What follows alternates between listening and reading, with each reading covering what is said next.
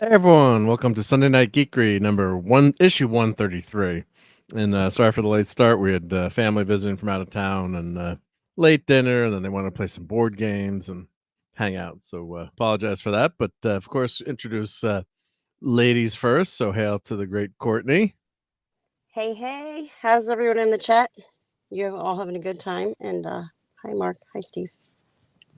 Thank you for being here. Oh yeah, we're gonna have a good time tonight. Got some fun things to talk about, and I think Dad Man's gonna try to be here, but I think he's on a remote location, so I was trying to send him the code to the StreamYard. So I hope he gets this. All right, I think he'll be here eventually. Yep, because it was Dad Man's birthday this week, so that was awesome. So Oh, Dad Man's cool. birthday on Saturday. So happy birthday again to the great Dad Man, and of course we've got Thor here tonight. So let us say good evening to Thor. I I didn't play the right. I clicked the wrong. I clicked the wrong one. Years, but thank you. Oh, come on. Close enough. I'm on my cell phone because I am getting ready to make beef and broccoli for Maddie for tomorrow. So I will be turning off my mic when I'm not speaking, and I'm turning off the camera. Chopping. My house is embarrassing.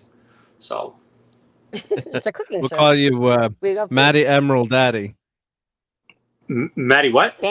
Emerald Daddy after Chef Emerald, the chef. No, there's a difference. Lagasse. Here's the difference. Emerald Lagasse, who advertised Louisiana food, bam, is from Joyce. Bam. He's from Joyce. Yeah, he sounds like it. I'm sorry? He sounds like it. Yeah, he is. I mean, you can hear it in his accent. He's from Joyce. He's like East Orange. But he realized that nobody is going to pay for authentic New Jersey cuisine. So he said, and he came up about just after Paul Prudhomme stumbled accidentally upon Commander's Palace or no, black and red. Oh, black and redfish. Yep. He made it by accident. He actually burned it and tasted it and said, "Hey, this is good. Here's my new thing." And so that's awesome. Yeah. Kind of, yeah. So in any event, I'm going to turn off my camera now so I can and my microphone, and I'll just chime in whenever chiming is needed. Ding. Okay.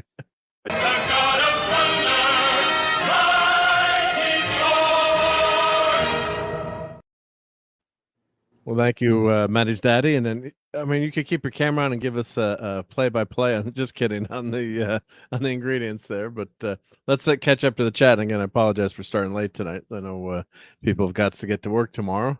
But hail to Tim. I got to sleep in. Oh, he gets to sleep in tomorrow. That's right. Yeah, there we go. That's a chef knife. Yeah. Ginsu knife. Yep. And Putin's cat. What's the plan? I know what the plan is, but I'd love to be part of it. So yeah. Hi, Putin's cat. Courtney, hail to Putin's cat. Yep. And let's see who else we got in the chat. Hail to the great Joe Dog. Joe Dog, how's it going? Joe Dog. And let's see who else is in here. Captain Have Fun. Hail. Yep. He saw the new episode of Doctor Who. Thankfully, I'm a member of the academies and guilds, so I didn't pay for it and I didn't use my player. Something BBC. I'm trying to translate that. No votes for me for Doctor Who. Something RTD. I'm not sure how to translate that. Well, I know how to translate. I'm just kidding. Yep. Let's see here. I stopped watching Doctor through the female doctor, says Putin. They had a heavy episode about Rosa Parks and the guy who got his head blown off during the Indian partition. Yeah, they were very hegemonic, as didactic on those episodes. Yep. And let's see here. Joe Dog. A lot of chat in here, but I just want to see if I miss it. And Resist the Woke. Hail to Resist the Woke. Good evening, sir. Thank you for spending some of your Sunday with us. Yep. And let's see here. Karen Gilliam kept me going. Yeah, well, I think Karen Gilliam will keep a lot of people going. The Jenna Louise Coleman really kept me going. Courtney, could you imagine that guy's watching a show just because there's a cute lady on it? I mean, I don't know what you think of that. Never. Doesn't right? work. Yeah. Guys, Wait. Inconceivable. Who was the lady? I know Karen Gilliam, but who was the cute lady? Boy, I hate for that now. Had it been Courtney, I'd have tuned in every week. Oh, thank you. And hail to Claude Saline and Daniel Berry Sports Highlights and your Muslim uncle and Hey. Mars Monkey Max. Yep, Chat Hey. is rocking. And speaking of which, where's Cloud? I don't know where Cloud is. Usually goes. I know he goes to visit his parental units, typically every Sunday. Let me check the messenger. Usually I thought you were going to say he goes to visit his parole. The way His you parole started officer. saying it, I was like, what? No, that's on Tuesdays. That's on Tuesday. Yeah. Wait till Tuesday. Yeah. His It's parole officers. Yeah, I hope. Well, of course, you couldn't keep clobbering times in any prison, and no prison could contain the clobbering. No, it's clobbering way too times tough. anyway. But, too many superpowers. Yeah. And we need Karen Gilliam and Jenna Louise Coleman as Ginger and Marianne. Well, Ginger and Marianne are pretty good, and that would be a pretty good combo too. But what about their acting skills? Well, the ladies get to watch, shows if there's a cute guy in them too, right? Right, Courtney? I mean, there's probably been shows that you didn't mind watching with the cute guys, right? I mean, Oh yeah. yeah. I've got my few. I like Leo. I'm still a Leo fan after all You're these still Leo, years. old Leo Yeah. or young Leo, or it doesn't matter. Leo. Young. Well, I haven't seen many recent things, so we'll both say younger, I guess. Younger Leo, yeah. So, and hail to Polly's minion, and I hope the pepperoni's doing good shit. A little medical checkup, so hopefully we'll find out all good news next week. So thinking of the pepperoni there. So hope we had was saying hi. We had lunch a couple of weeks ago when she was in Vegas. Awesome, that's awesome. Yep. So there's the pepperoni Truck Dog approved stream. So check out Polly's Minion, her channel with everything see me. So I hope little Truck Dog's gonna be okay. A little minor medical procedure, and this was in the chat, so it was public. So I know, always can make that public, because that was in the Saturday Night Star. Was it Saturday Night Star Trek chat? One of the chats, or was it one of my chats or Clobby's chats? I can't remember now because I'm a bear of a little brain. But yeah, everyone check out Polly's Minions channel, and good thoughts for see me there. There's the link to her channel. The height is perfect. Yep. What is that perfect height? I'm curious. Who's Cat's height? I don't know. Is that is 5'7" perfect? I don't know. I'm guessing that's how tall they are. Yeah. I'm 5'7".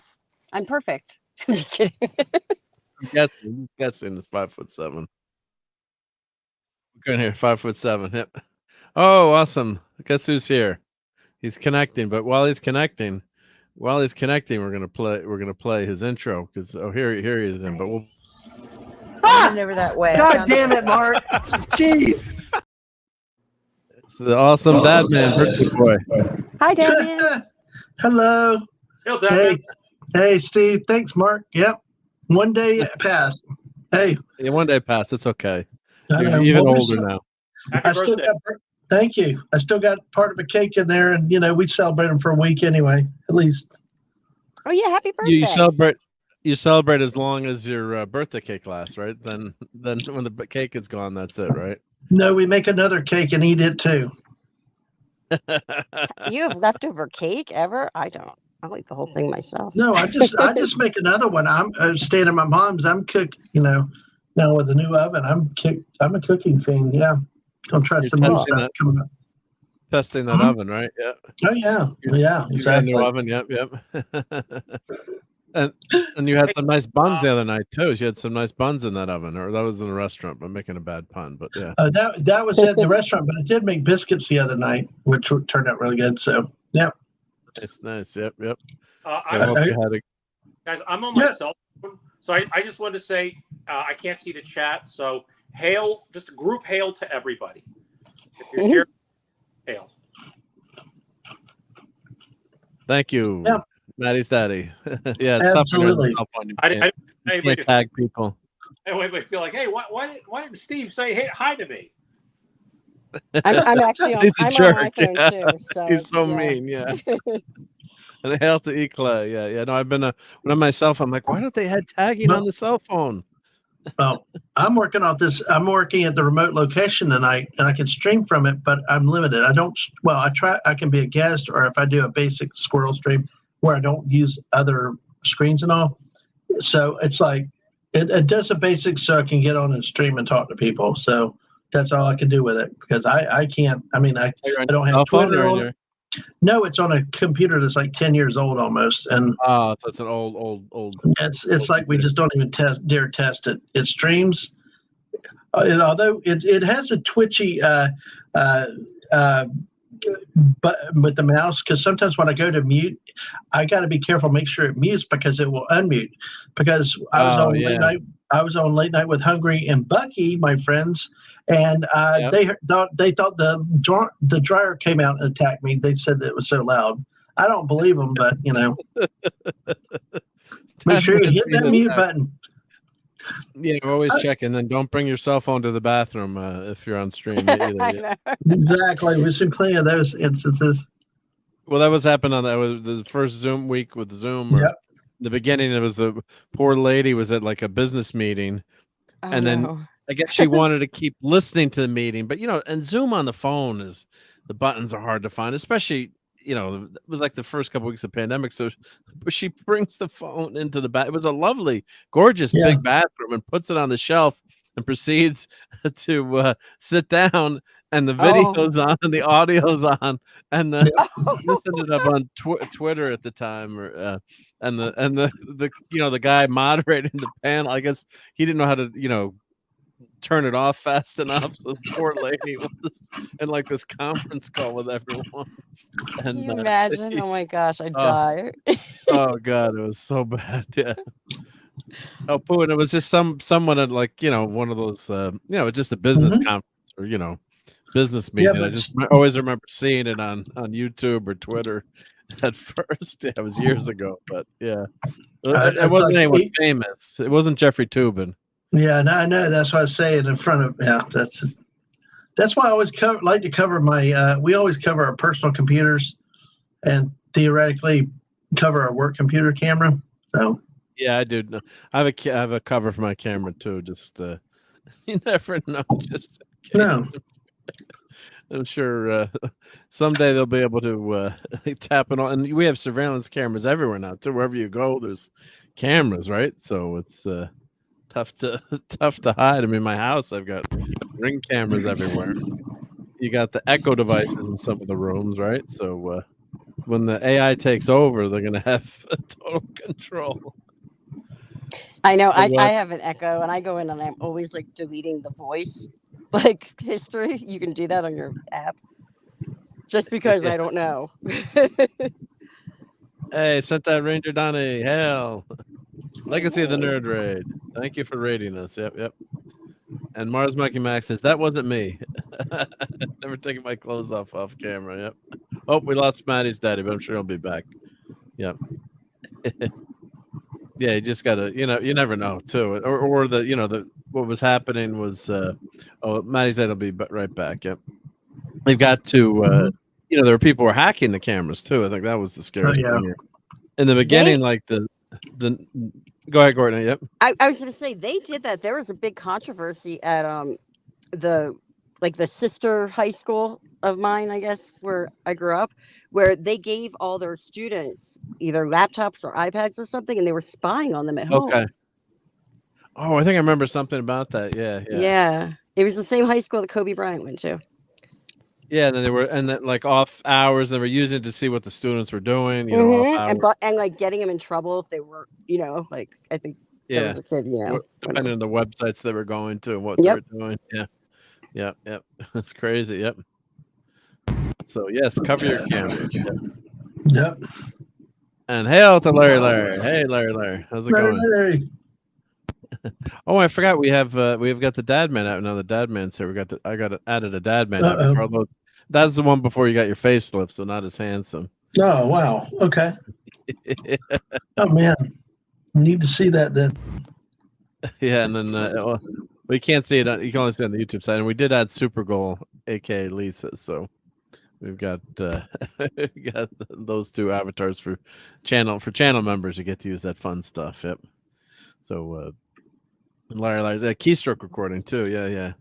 So, and also like baby monitors weren't very high tech back in the day too. So in the 90s when we had our kids, and I remember we had a baby monitor, and then we were moving the baby monitor around. Like our nursery was on the other side of the house, and for some reason we brought it in. Like her daughter was in our room for the night or something, so we brought the baby monitor, and then we started picking up.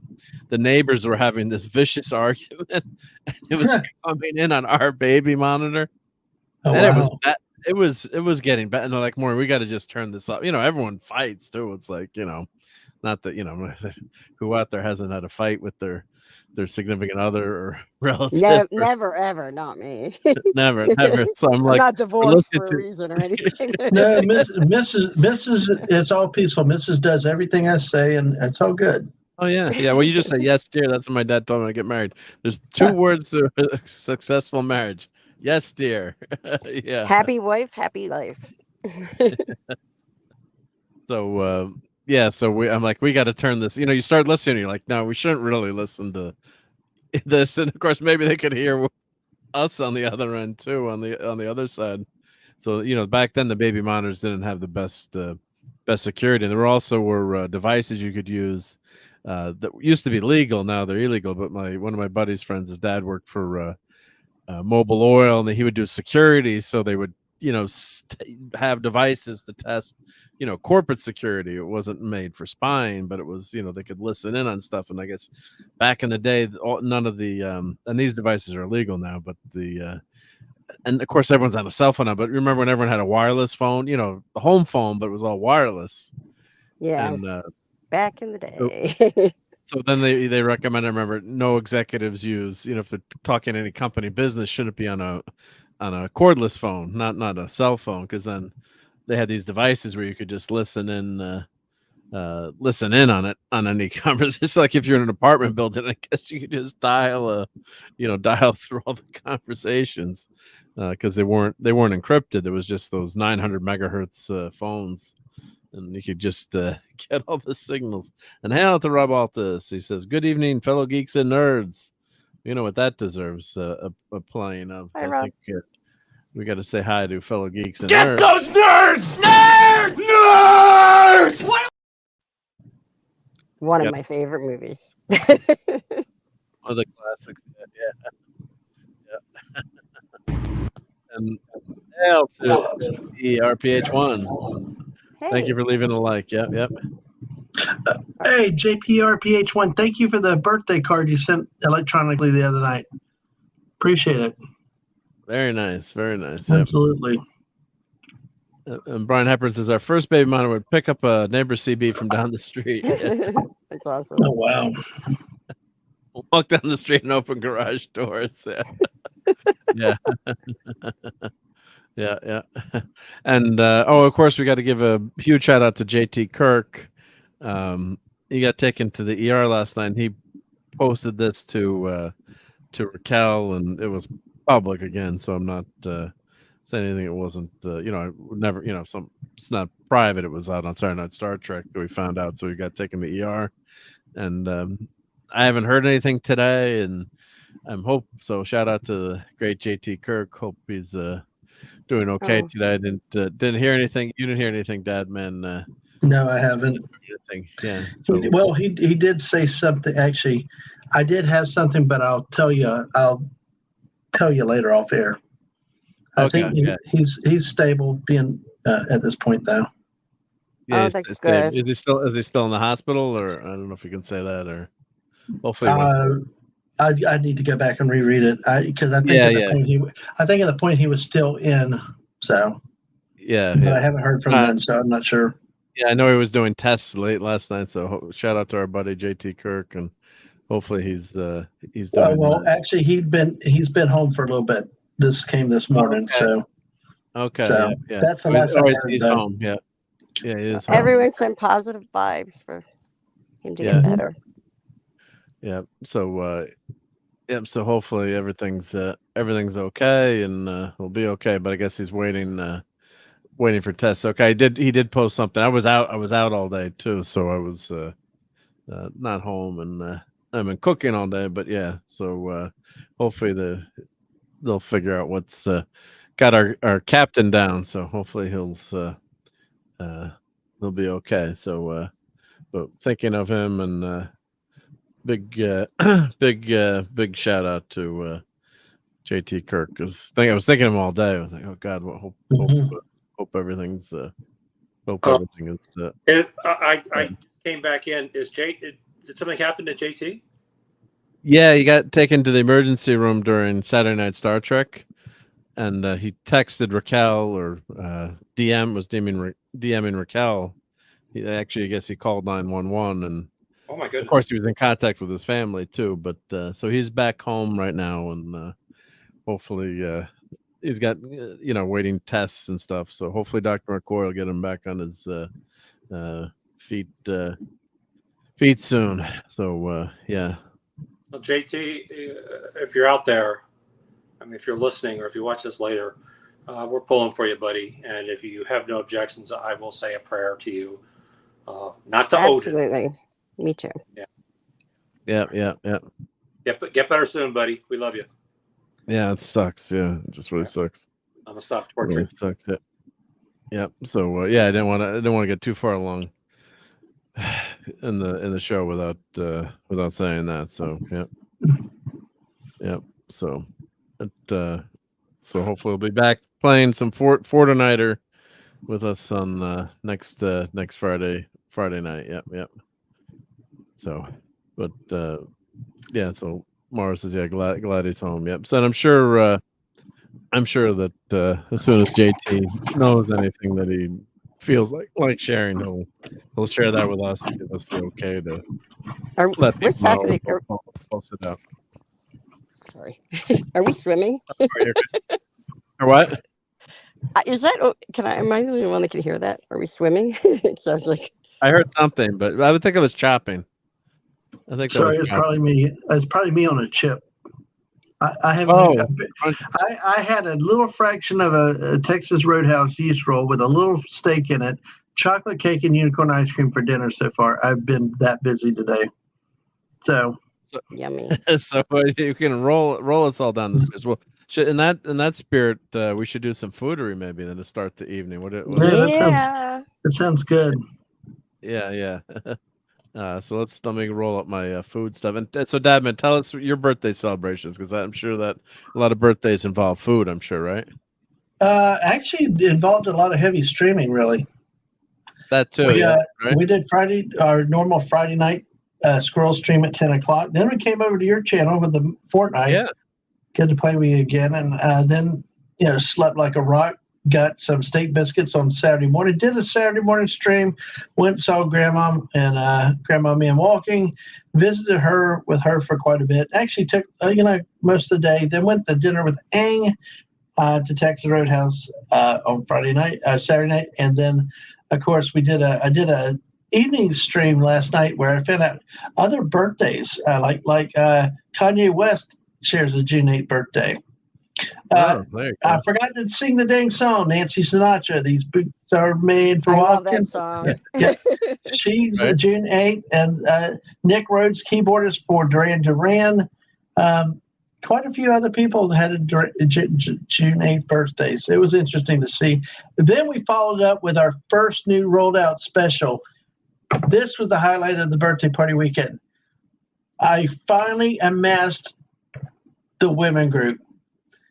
Mrs. Lady D Elements and Bucky's Crafting, my favorite women to play Fortnite with, all together, and they're now known as Dabman Stevas. And we did that last night. That was hysterical. I was laughing. Yeah. It was a fun stream. Go back and watch it if you can. And Saturdays are hard. Look to do it again in the future, maybe on a weeknight or something later in the evening. So it gets spicy and gets round, and the ladies like to give me a hard time, and I'm not going to argue with it. Yeah, go for it. So that's what it was for my birthday, though. But we did get my mom to church today for the first time in months. Oh, good. So good, that good. was that was a big highlight of the weekend, and having dinner with her to close out the birthdays. Oh, I, But yeah, and I wanted to be there for more of your streams. Unfortunately, we had family visiting this weekend, and I saw some of you the. know, Mark, you gotta put a lock on the door, kick them out. Go away. Yeah, go away. Yeah. Sorry, I don't want to spend time with you. Yeah, go away now. Yep, Go away now. it's And Dadman's birthday. Clear the calendar. Yeah. damn it.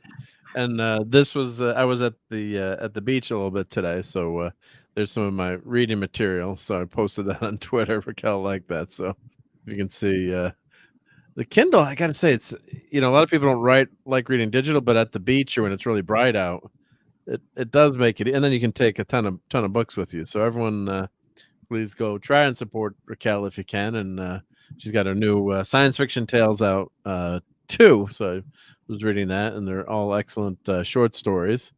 And let me put her link in here. So here's her Patreon. Let me put that in the main StreamYard chat. Hey, Brogu, great to see you. Hey, Brogu. And then let's put in her Amazon store. Where is that? Where's that hiding? Here we go. Here's our Amazon store. Sorry if that took in so long. Come on, Mark. Your eyes shouldn't be that shut. So and her store is like $1, $2. I mean, the book I think is $10. I'm guessing it's $10. I can't remember now. Oh, we got Courtney back. Good. Courtney's back. I don't know what happened. Sorry about that. Someone's I don't know. I think someone's maybe eating unicorn ice cream, or maybe that's Maddie's daddy jumping away. No, I wasn't chewing this time. So, oh my God. No, I just It's gonna get me. I'm in a thing. So, but yes, something bang, but that's okay. Mark, by the way, Mark, I'm going to put a couple pictures in the Geekery group page for you that you can share. They'll be coming. Because I think Mars Monkey Max actually envisioned me in a tuxedo. Well, not quite. Yeah. No, but there's one particular character Lady V loves, and then I'm going to show you something else. Sure. Yep. It'll be good for a laugh. So here's the. Let me go to my food photos. So, I should have taken a picture of the. I didn't take a picture of the. Well, I was making pizza. I didn't take a picture of the dough. But here, let's start from a few weeks ago. Well, this is last week, but let's go to some classic chicken on the grill, right? Can't go wrong with that, and the big green egg. You can actually buy the chicken splayed they take the bone out and it's cut in half, so then it cooks a lot faster. I mean, you can do it at home too. You can buy the chicken and debone the chicken. There's also a lot of websites where you can see how that's done, and you can actually do it with a turkey too. Cut the turkey in half. So of course it's a kind of a tricky thing to do. I watched a YouTube video and I'm like, the idea is it cooks a lot faster and it's deboned, but the way they do it, they don't want to lose the skin. Like you want to keep, it's not like you're cutting in half. You're actually deboning it. So yeah. Yep. Oh wow, French Open is moving to TNT. Wow. Oh boy. Yeah, it's been on NBC forever. John, I wonder if the announcers are moving too. Yep. No, Dadman's not fooling me. I know he has the briefcase right now, and he's about to ask who wants to be a millionaire. Yeah. You got the picture in the group chat, so it's like, we'll find out. Oh, clam! Your Muslim uncle is saying clam pizza. You will find out. Yep. So this was just a quick chicken, and now. What is that? This is one of my favorite things to do. You take red cabbage and you slice it, and then you put olive oil, black pepper. I threw some Mike's hot honey, which adds a little sweetness, and That sounds good. spiciness to it. So it's kind of like an Asian food. And I tell you, red cabbage is good eats. I mean, I eat it, not cooked. That sounds crazy. I should be I eating that love more cabbage. like ice cream. But red cabbage is good. Is good stuff. Yep, as Resist the Woke says. It's So delicious. even though I'm a red-blooded American, I don't call it commie cabbage, even though it's red cabbage. It's okay. Kind of a little pinkish there. Red cabbage is also good for your blood pressure. There you go. So this is very simple. You can put a little bit of soy sauce, if you don't want to keep your salts out, but your mileage may vary. But black pepper and a little bit of balsamic vinegar too.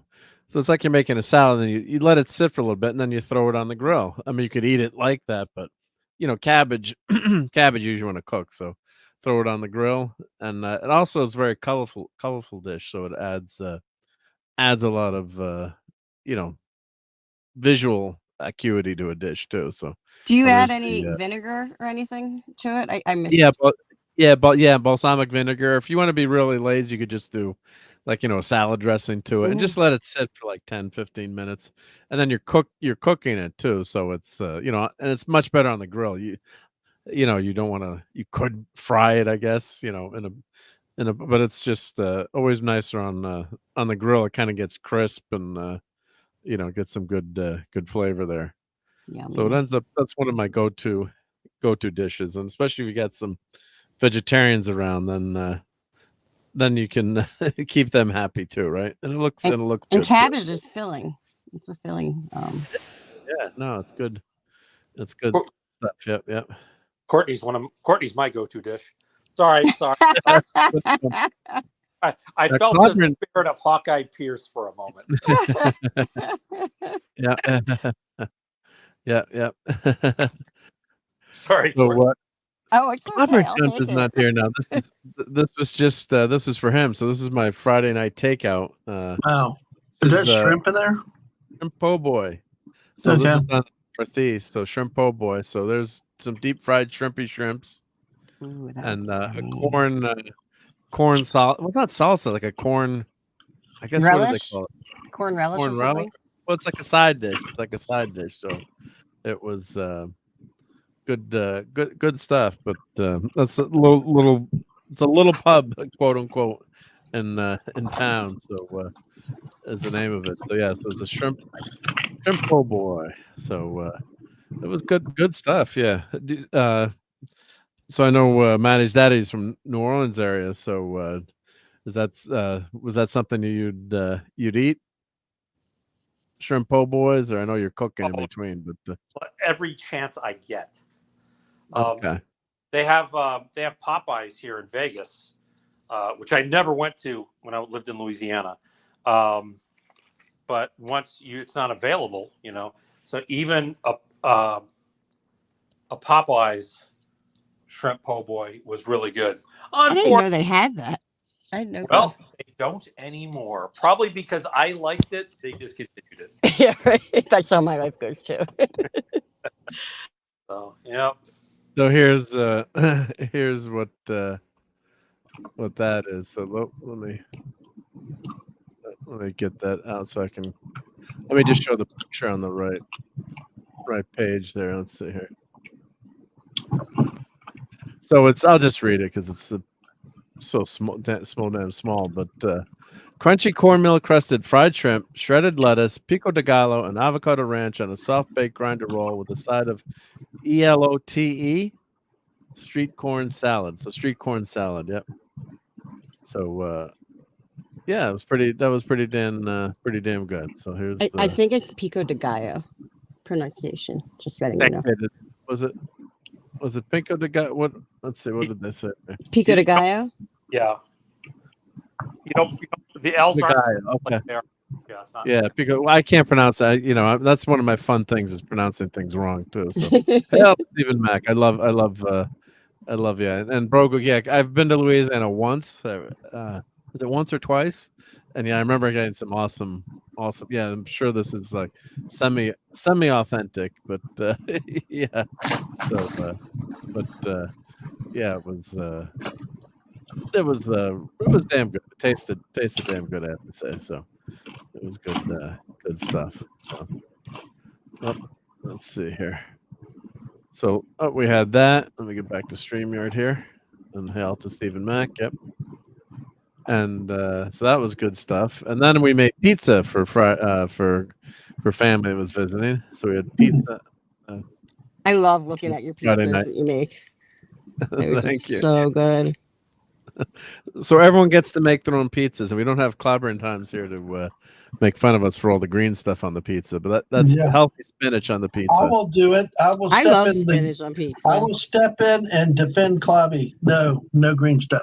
That's ugly. Or arugula is That's good ugly. on pizza No, too. that's not a pizza. It's green. It's green. Delicious. Hey, No. Wagnar's here. Oh, and you know what I forgot to do? Wagnar's here, so of course we forgot to put the Sunday Night Eatery. Oops, there we go, Sunday Night Eatery. So thank you for Clobbering Times for making that. And hail to Wagnar and Marc's Eatery. So thank you. I Thank love you, that. Mark. That was so awesome. Yeah, it's just amazing stuff there with the clam. Yeah. So great stuff. So this was so we put all the ingredients out. I did not buy the spinach. My wife put the spinach on the counter, and if you'll notice, my pizza has no spinach when I show my pizza. But and then like red peppers. But that my mom made that. So what am I going to pick on my mom? And we had other ingredients. I pick on my mom. Mushrooms, roasted red peppers. I made sausage. Sausage and mushroom. Those are my two favorite pizza toppings. Mushrooms and sausage. Onions. We had onions, of course, the mozzarella cheese, and we had ricotta cheese, which I love on pizza. Oh, yummy! And fresh mozzarella too, shredded mozzarella and fresh mozzarella. So those are three of the pies. So there's a better close up. So yeah, the green stuff it come out good. I do have to say it did come out good, but yeah. Have you ever tried fresh arugula on top of a pizza too? That's pretty good. Yep. I've had that too. Yep. Marc, since you are part Italian, and I am also part Italian and part pedantic. I'm an honorary Italian. Are you? I was raised by host step family's Italian. Yeah. Oh, wow. I just found out that somebody fairly close to me, lived his whole life as Italian, then did a DNA test and found out he's Irish. He has an incredibly Italian last name, so I think it must have been a really interesting conversation with his dad.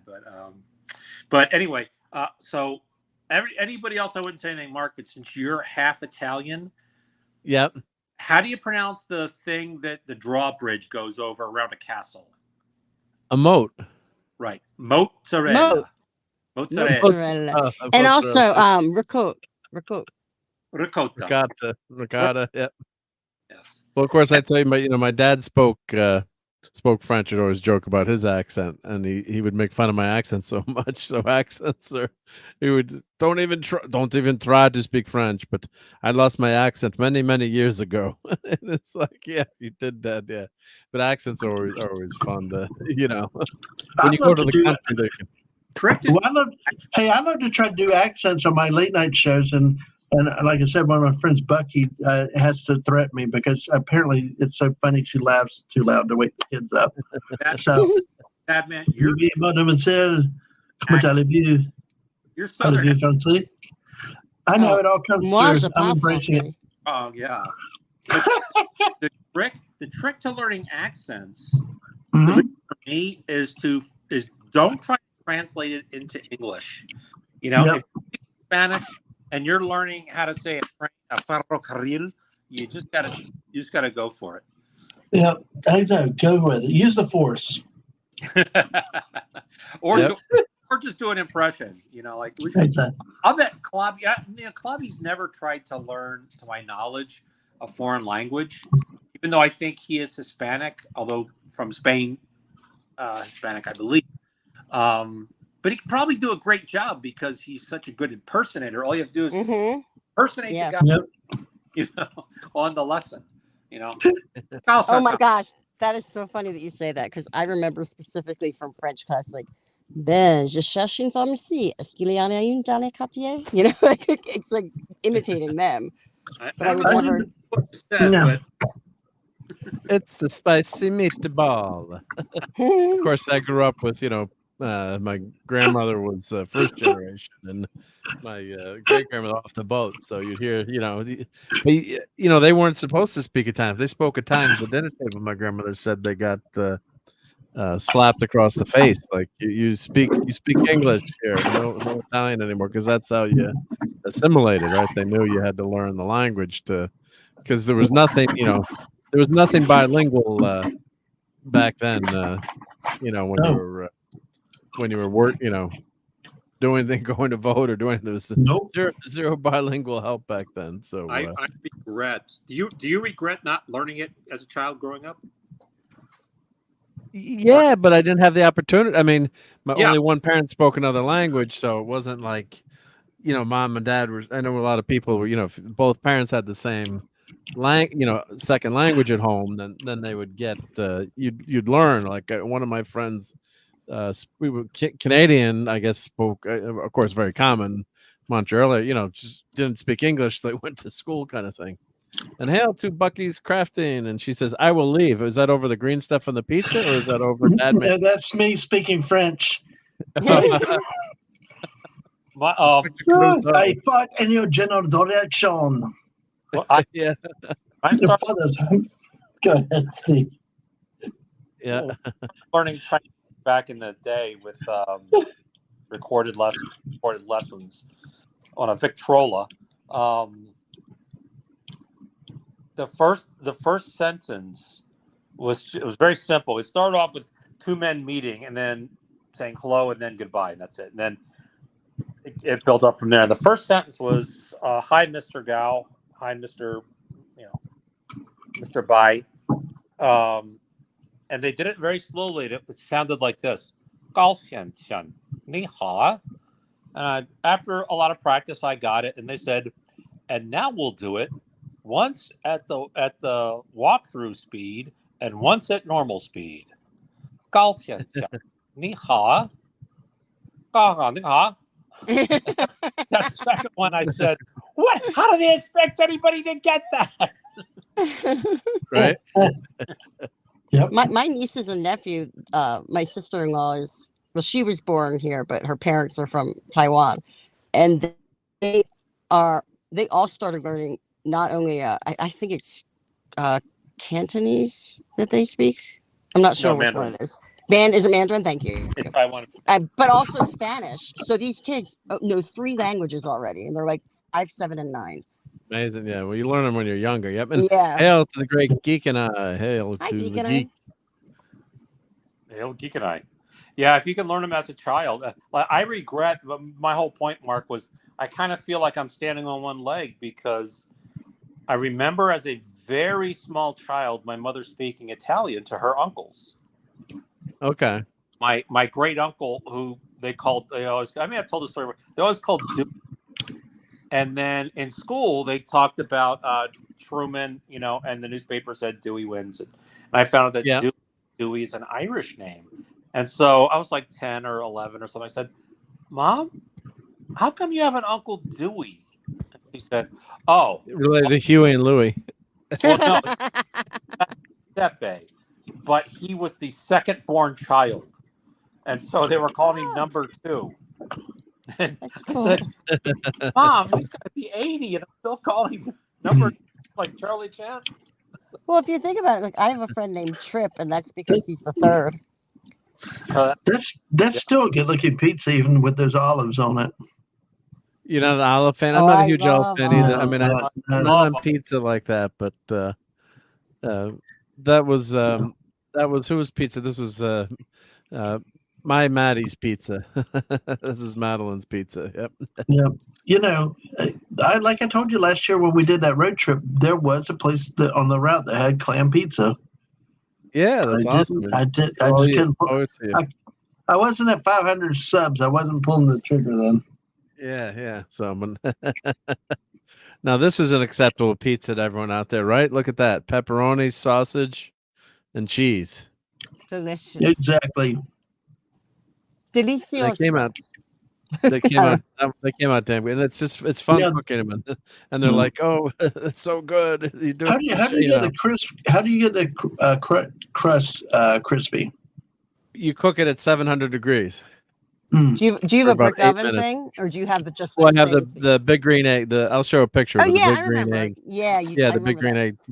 And I have the pizza thing attached. Well, it really just holds the lid up a few inches. So the idea is you don't have to keep taking the lid up and down and losing all your heat, because every time you open the lid, you lose. You're losing a lot of heat. So here's here's one of the great pizzas there. I think, was that my pizza? I think I cheesed it up. I think that's mine with lots of cheese. Yep. Lots of cheese on there. And I made mine a little bit thicker. So, and they were like, "How come yours came out so good?" It's like, "'Cause it was my pizza." Yeah. Yep.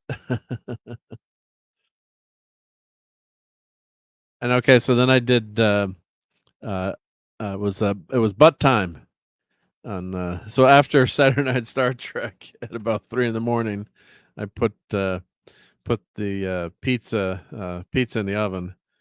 Not excuse me, pizza. The pork butt and the big green egg. Yeah, it's been a busy weekend. So you tie your pork. You tie up your butt. That's going to be a charri pizza. Yeah. 700 degrees. That would start a fire for pizza, wouldn't it? No, that's enough. You can do between 600 and 700. I don't think pizza. Wow. Yeah. So yeah. Experiment time. Yeah. Right. No, it's if you read all the like cooking pizza in a pizza oven, that's big green egg. That's what they'll say. So, and you can't control the temperature. You can control the a little bit, but when you have the fire that hot, it's sometimes it's flying out. So you got to just be careful. Yeah, you're right. You don't want to burn it either. So if you leave it on too long, so they're saying the AI is saying 710 to 750, thick crust 620 to 660.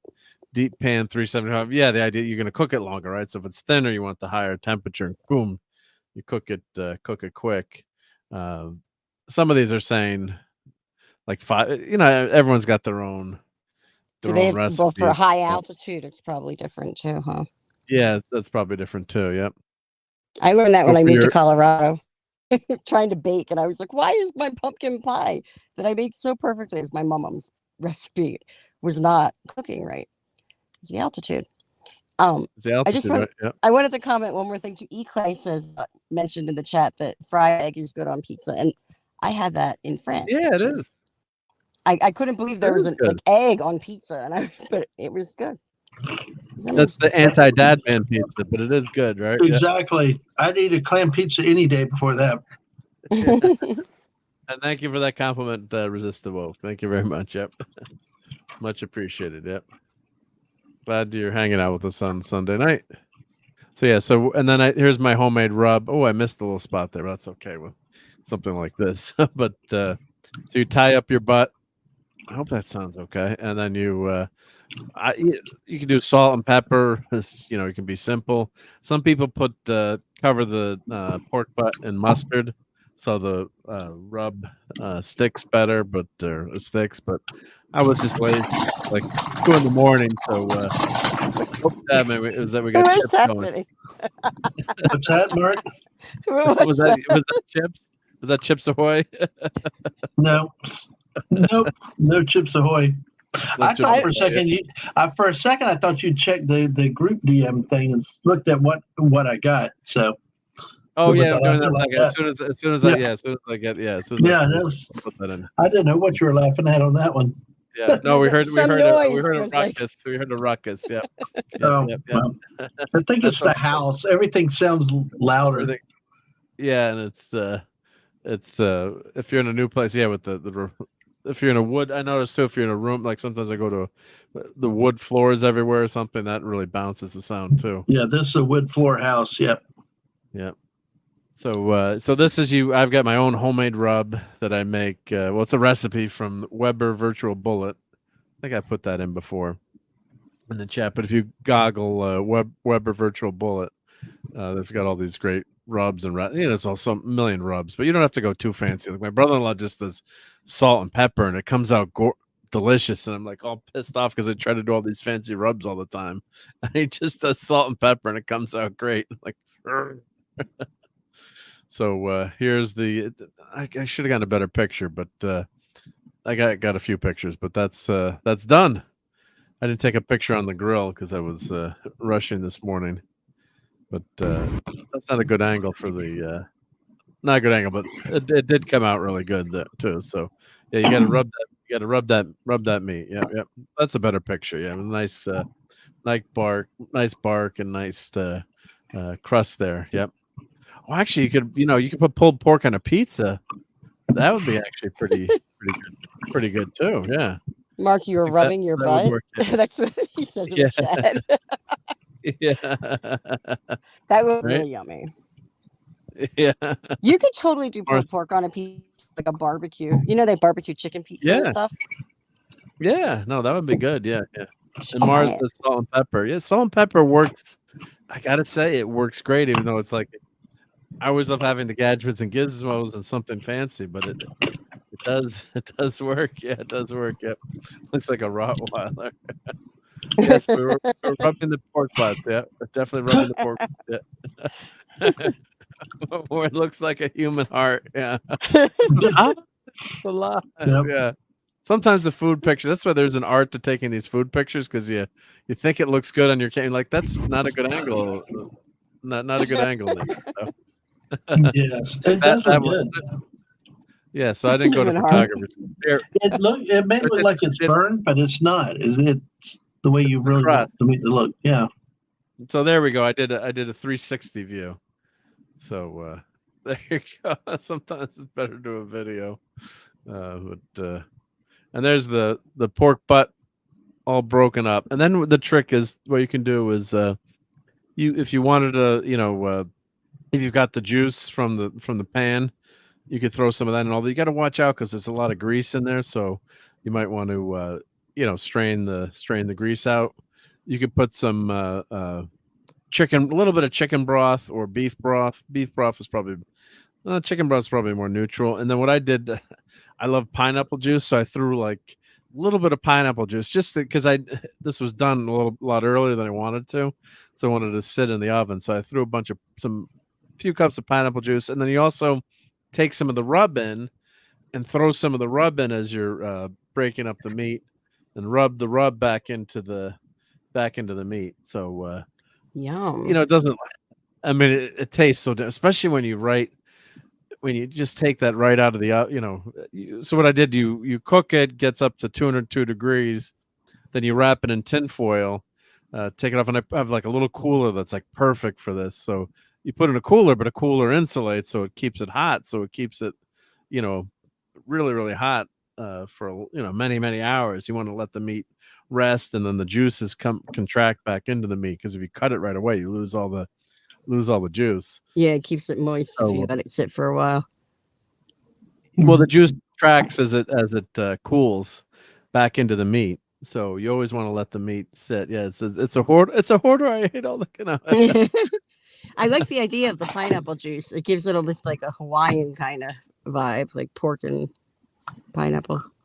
Yeah, I love pork and pineapple. Yeah, so I know people hate pineapple on pizza, but it does go great with pork. So I put that on there. And Sonley says, "I'm so hungry now."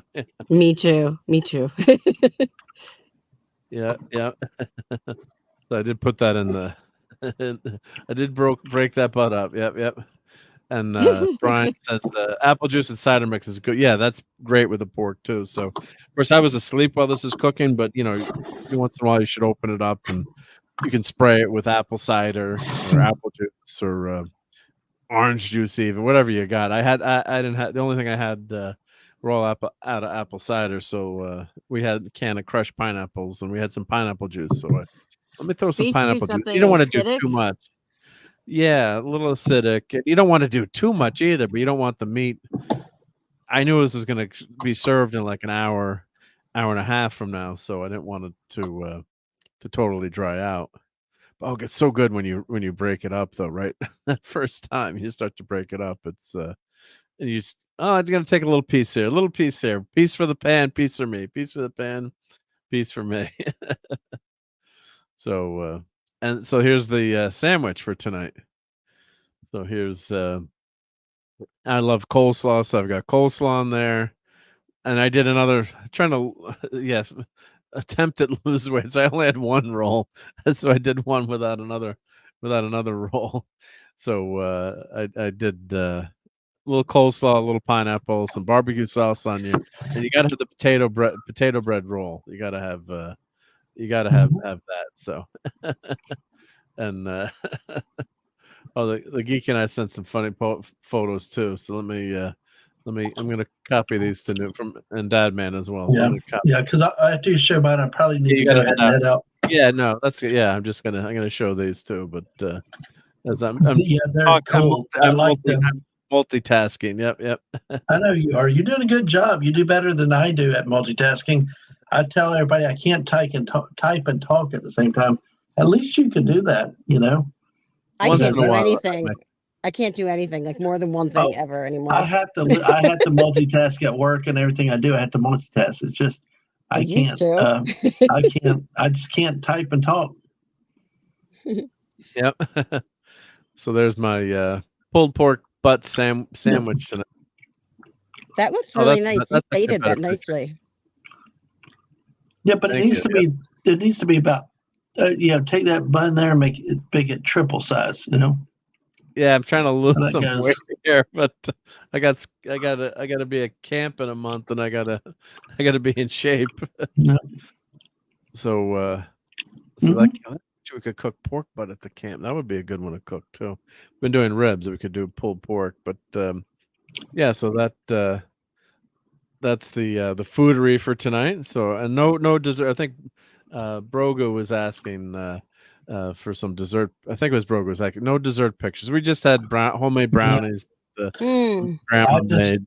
I just got a boring chocolate bundt cake I could send you, but I don't have the unicorn ice cream, I think, handy. Let's see. I want ice cream. And we did have peanut butter and chocolate ice cream tonight. But oh, that's so good. Hill. So the only thing, it's good, but the ice cream, I like the darker chocolate with the peanut butter. Yeah, this is like a lighter chocolate. Not that it's not good, and I shouldn't be eating this stuff anyway. Turkey. Do you guys actually have Turkey Hills, like the actual stores in We don't have the store. I haven't seen a store, but we used to have the stores, and I know they had them in they had one of them in when I lived in Boston too. I know that the brand is everywhere, but they used to have these markets. What do they have? They're just kind of like a. It's a dairy store. Or? No, it's like almost like a Wawa, but also more grocery kind of type thing. Okay. I don't know. It's like a little market. Little market. Okay, gotcha. Yeah. I hate to cut everyone off though, but I do have to go because I am at a friend's house and I can't stay for long. You got to see Dadman's unicorn picture before you go. 2 seconds. All right. I hate to do that to you, but no, of course I can. Did we lose Steve though? I mean, like Steve just. Steve, yeah, he popped out, but he'll be back. But here is before Courtney has to leave. This is let me put this back. So we're getting a great laugh out of this one. This is Dadman. We finally get to see Dadman on camera. It's been years, but he finally made an appearance. So yes, this is Dadman. He's in need of a face. Got some wrinkles at his advanced age. No, you have to see when we expand it out and see it directly face on. Man, that's something. Well, courtesy of a viewer, one of our divas, Lady V Elements, sent that among a bunch of other stuff. Yep. So. Yep. No, the actual like unicorn is amazing. It's just creepy on like with the neck. You know what I mean? Like, I thought we were going to lose Hungry. I thought Hungry on Friday night when we revealed it was going to lose a lung the way he was coughing. He almost died. Yeah, he almost died. Yeah. Oh, that's so. Yeah, that's an awesome gift. That's pretty darn nice. Yeah. Yes, it was. You were all dressed up for your birthday. Yep. So when Exactly. no real unicorns were harmed in the filming of this episode. Yeah. Nope. Be their Right? pride. No. No, I'm just kidding. I'm totally kidding. No, that's Right. actually a pretty cool unicorn. But Oh I yeah. can't. Yeah. And I also sent you the other one, Mark, the thumbnail, because somebody had asked about seeing me in a tux, and I was like, no. Oh. I was going to shave the Fabio Sparkle man. Did you? Let's see. Did you send that one, or did I miss it, or no? You didn't send. Yeah, it was right above that one. It was right above that one. Right above that one. Yep. Let me find it. But yeah, dude, it was like it was so funny. I'm sitting there on the stream, and it's like I stopped talking. I was like, "What the?" And just was like, "There you go." No, I was not in tux. I am the great pink unicorn. There we go. Right. Yep. That's what it was. So that was to answer the question when somebody said they could just see me in a tuxedo. No, tuxedo is reserved for the date night with the missus. Of course, I'm banana in that one. Yeah. Look at those ladies there, Dad, man. You must be intimidated by them. Yeah. Wow. Oh man, it was a lot of fun getting roasted by the three of them together. Mrs. was all in it too. So her, Lady V, and Bucky were a blast. Lisa. Lisa's here. Yep. That's why I was putting Supergirl in the. We've got a Supergirl icon now, so everyone, all the members, can use the Supergirl icon. Yep. So, well, thanks for sharing those, Mark. But yeah, I had to answer that question there, and yeah, that unicorn. I figured you get a blast out of that unicorn. Actually, Bucky came up with the idea of saying of doing a stream where I go on camera, but with the unicorn mask on. Yeah. Right. That would be good. Yeah. That would be funny. Yep. Why not? Yeah. Yep. Just remember when if you have to go drink something, you turn your camera off. Yeah, or just get a long straw. Yep. A long straw, that works. Yeah, that works. And Poon's cat says hashish brownies. Grandma made them. What do you think? They're not in Colorado or one of those states, you know. But anyway, I'm gonna I gotta peace out. Hi, Red Shirt. But I just wanted to let everyone know tomorrow I will be on oh my gosh, that 70s Rock Fans channel. I had a senior moment there. That's okay. At 5 p.m. Eastern, and I think we're kind of just doing a general kind of stream tomorrow. Like I don't know if there's really Was it a show and tell? He was going to show some stuff tomorrow, I think. Yeah, I think it's just going to be kind of a broad, there's no specific topic, but those are the most fun shows. So for me, at least, I have a good time. Yeah, I was in that group. I'm in the group chat, so I make it when I can with work and all. But I'll try to maybe pop in for a little bit for that one. Yeah, I have a few things to show off once in a while. I have cool things to show off, actually. I've never really showed off some of my stuff. So anyway, but everybody have an excellent night or day wherever you are, and much love, and see you later. And thank you. Sending prayers to JT Kirk too, if you're listening. All right, bye y'all. Yep. Take care.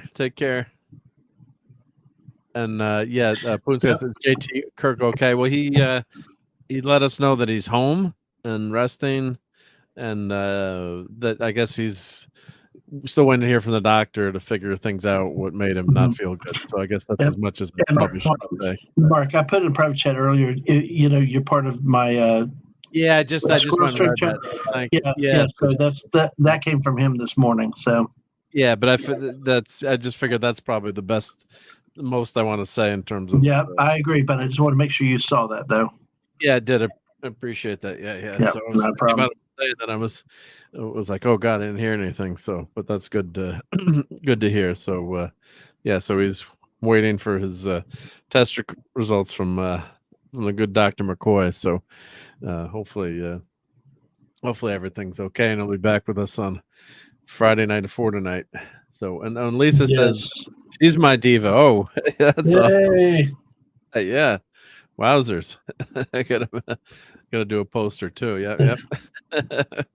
And the Geek and I is out there and sent some fun memes here.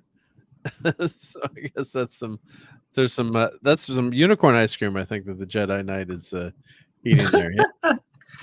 Hey, So, nothing wrong with the unicorn ice cream if it's the right one. I think that's the Jedi Knight from Ahsoka. Not Ahsoka. I said Ahsoka from the Yeah. Acolyte.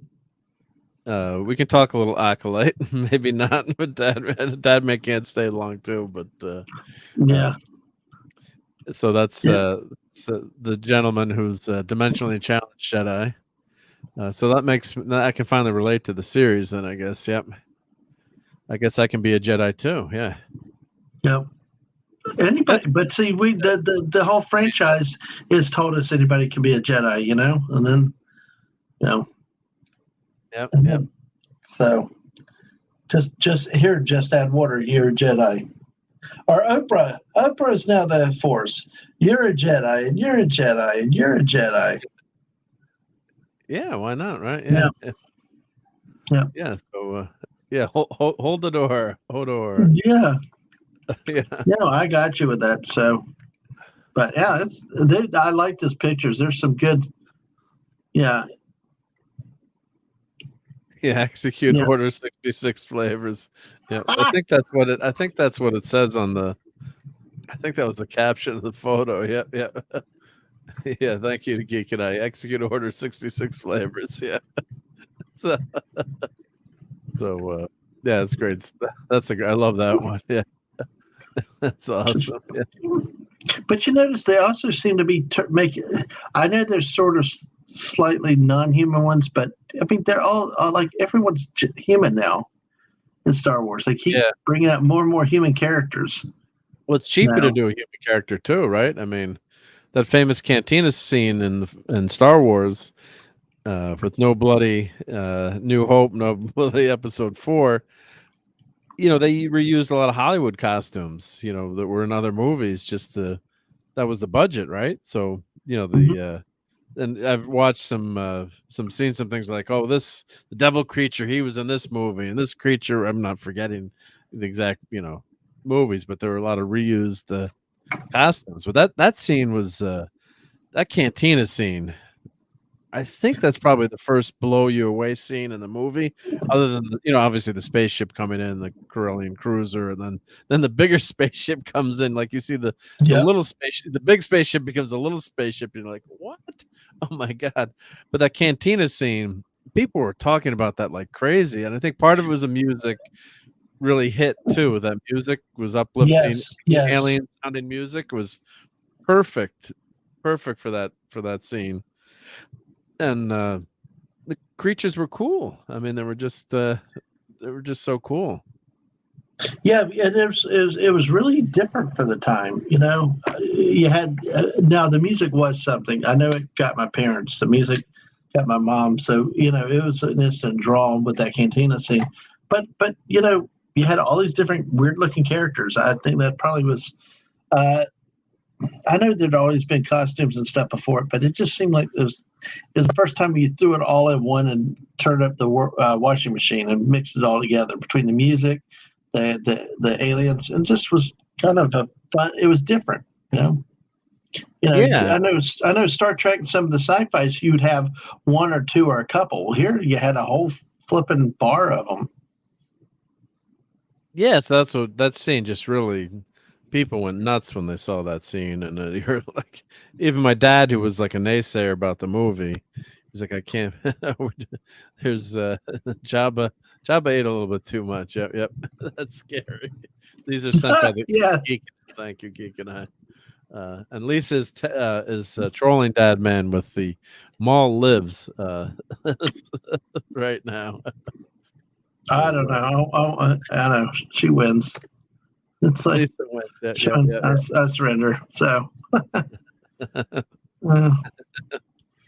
be a 5-hour debate. But that'd be off stream. But it's okay.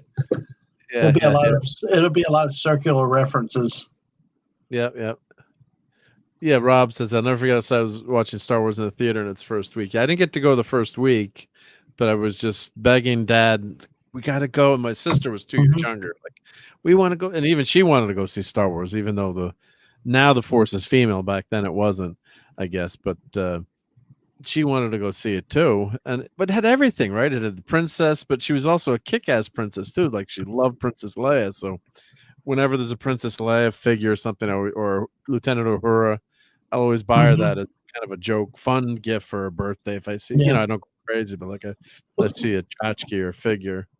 You talked about your family and stuff like that. I will still say the original 1977 is the only movie that I remember ever seeing with my grandparents, my paternal grandparents, and my mom and dad. And it was really, really, really cool to see. I mean, it just impressed them, and but it was one of those memories that I look back on fondly. And plus, also my grandparents were like real life R2D2 and C3PO. My grandmother always chasing after my granddad, going crazy, like, everything's gonna be wrong, And my granddad just going on off and doing his own thing. So, yeah. No, I mean, it made a big. Star Wars was a huge cultural impact, and Dadman is our resident Star Wars expert. I don't even, I know Star Wars, but I don't try to. I mean, all those other people about all those contests you won, and that. Oh yeah. Yeah, some guy doesn't know what a Twi'lek is. Yeah, what's that? Well, Dadman's in Florida, so you're semi close to Disney World, I guess, or it's. Oh yeah, about 2.5 hours. About 2.5. Yeah. About 2.5 hours. So if you go to Disney World, would you have to stay overnight, or it's an excuse to stay overnight, especially with all this kind of stuff to do in Orlando. But we've done day trips before. Ang and I did a few weeks ago to chase a cupcake, and So once in a while you'll do a day trip, but sometimes you just do like one night or kind of a couple of nights. Yeah, we do that. But we honestly, in terms of park attending, it's been universal. Because like Disney still has that reservation system, which I don't want to be told what to do, where to go. I like my freedom to do what I want to when I want to, and we have gone down to downtown Disney. Yeah. Well, the Miss and I, we went a few weeks ago for my birthday early, and we met Lorena down there, and I met her for dinner, and we're hanging out at downtown Disney, and they actually had a new drone show at Disney Springs now. And in that drone show, they actually had a little montage of the drones set up to a Star Wars. You had some of the audio of from the movie and the music, but you could see they with drones recreated a Death Star, a rebel attack on Death Star. It was really cool what they did. That's pretty. Oh, that's my pig butt. Oh. I knew. That's perfect. That's cool. Look like a Rottweiler. Like I was saying, look like a Rottweiler. So that's the pork butt. Damn you. Yeah. And you, Jabba. It's true. You ate it all at once. That's hysterical. It did look like a Rottweiler. When you take a picture, sometimes you don't realize what the angle is or what that pork butt is alive. It's alive. It's alive. Oh God, yeah. So I love that. Yeah. Thank you. I didn't recognize it. It does look like a mouth, though. The way it seems kind of frowning. It does. It's the pork butt from hell. Yeah. It looks like he's going to eat you. It reminds me of Spaceballs. If you don't do whatever, pizza's going to order out for you. That's Pizza the Hut. Yeah. Yeah, Pizza Hut. I love that. Yeah. I know some people who did say that Putin's cat. Yep. Oh, and Stephen Max says his sister hated Star Wars. No, my sister loved it. Yeah, she loved the princess. She loves Princess Leia. That's what drew her. I mean, she never became a huge Star Wars fan, like with the toys and the stuff. But she enjoyed the movie, and then we'd watch the movie. But yeah, the girl, she played with Barbies, right? So she wasn't going to play with a Princess Leia figure, but like we'd have like Star Wars versus Barbie, and like the stormtroopers would kidnap Barbie. You'd make up adventures and stuff. So you'd fight the evil Barbies. Yeah. Yeah, that was hilarious. Resist the woke. Yeah, I saw that. So yeah, and Brian Hepburn says I saw Star Wars that Sunday after release for my birthday. Wow, that's awesome. Yeah, yeah. So we had to beg Dad to go see Jabba the Hutt in Star Wars. Well, no, Jabba was never in Star Wars. No, But, Return of the he ended up- Jedi is, yeah, Return of the Jedi is where we first saw him. Except the extended cut, I guess that they put the Yeah. computerized version in him, but which I didn't like either because when he walks over him, if he had just been talking to him, the problem was when he walks all the way around and steps on his tail, and they had to do that stupid, but I heard that explained. And you didn't need that scene either. Oh yeah, explain. Right. I've heard that. Tell me, I've heard it before, but tell everyone. Yeah. Because the reason why it goes up is because it was originally shot with a human there, but you had to explain how Han could get past Jabba, and so that's why he goes up and down, and they recreate the tail and that stupid look on his face when his tail was stepped on. There's no way Jabba the Hutt would let anyone step on him like that. No, I agree with that. That was just, it's one of those silly little things, and they might have meant to be cute with it, but they it's sometimes cute but just backfires. It does not sit well. Yeah. So that was just too. Yeah, they should have just left that, and you didn't really even need the scene, right? Less is more sometimes. No, actually, I really thought that it was one of the things that added something, because instead of because they talked about frying Greedo, and I think it's one of those things that kind of gave you a little picture of how serious the situation with Solo was. He just didn't have one bounty hunter. Now he had the big boss himself confronting him.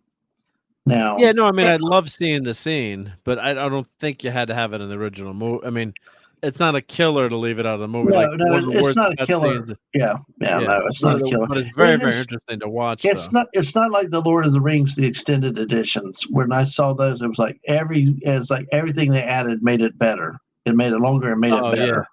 Yeah, this one, this one, you could live without it. I personally though liked it because I think it did provide a little more context. So. Yeah, but I do like seeing the original scene with the original actor. Now, were they planning? I'm trying to remember. Were they planning on having Jabba as a creature? I think they just couldn't afford it, so they just used the human at that point, right? I don't remember how they did it. I think go ahead. Well, I think that's what they wanted to do to the creature, and then didn't have the money, and then just use the actor. And I think George said, "Nah, I just don't like it. Where the Jabba looks here, so I'm just going to." Part of the reason I'm guessing was, and I think it was his wife famously edited Star Wars. There's a YouTube video you can watch. How Star Wars was saved in the editing. Editing is incredibly important to a movie too. So, but yeah, it just if the scene would have played a lot better if he didn't step on the tail. So unfortunately, the scene of walking around and stepping on the tail, and when there's a bounty on his head and he's basically begging for his life there. It's like, come on, you're not going to step on Jabba's tail. That's just not gonna because you're making fun of Jabba there, where it's supposed to be some crime lord. He's Don Corleone. He's the Godfather there. So yeah. So I didn't think that was well, but it's fascinating to see those cut scenes though. It's just great to see. Well, here, let's get this off while we're talking Jabba, and then we'll talk a little bit of Acolyte. But yeah, here's Jabba. Hey, Maddie's Daddy's back. So here's Jabba. Hey. So I think the original. Let's see if I do original Jabba the Hutt, maybe. Because this is an expensive puppet creature to make. I think I remember there was like 5 or 6 people, operating this puppet or more. So yeah, so that's the original Jabba actor. So yeah, it just doesn't. So the good thing is that. I guess and they changed up too, right? The technology, which I guess is okay if you're gonna if you're gonna, change the movie or use whatever, if the CGI gets better, I don't mind. I mean, I still think we all should be able to see the original, the original movie, but and it's for, and then if you want to watch the extended edition or the extra effects, then have at it, but give us the original too. So Declan Mulholland. Yeah, Lucas cut the original scene because of time, budget, and technology restraints, but it was reinserted in 1977 using CGI technology to create Jabba's character. Lucas made several changes to A New Hope over the years, as he often felt the older movies were too limited by the technology of the day, and that CGI could bring them closer to his original vision. Well, you can't argue with him over that. It's his movie, but I just love the original with the original version. I don't need the extra CGI. Now, some of the stuff is nice, like the extra spaceships. I think are nice, and when the effects aren't overdone. And we've got an artist in our chat right now, Maddie's daddy, who's an animator. But sometimes you can go overboard. Go overboard with it, and you got all these tools and toys, and just, let's see what we can do. Right? I got all these gifts. So I actually trained to do visual effects for movies. I didn't go into it, but that's Okay. I have a degree in that. Okay. They actually could make Jabba look 100% like the physical, practical puppet. The question is, will they spend the money? Yeah. So like they came pretty close with Luke Skywalker and Princess Leia in their CG forms. So they could definitely do Jabba, whose face is not as it's not human. So you have more. It's more forgiving to as far as the human eye goes. But the question is, the problem is they always want it better, cheaper, or cheaper, faster. Yeah. There's an old saying in it's not that old, I guess, but in CG and in art in general, good, fast, cheap. You could pick any two. Yeah. Right. Yeah. So here's the original CGI Jabba, and there's the new CGI Jabba. So they quote unquote improved how he looked from 1997, and technology, it's changing in leaps and bounds in terms of the quality of CGI. It keeps getting better and better. Except in the Marvel universe. That's true, right? When Cocaine Bear's CGI is better. That's true, yeah. Just saying, Well, it's also like Steve just said, you can't have all three sometimes, right? So, yeah.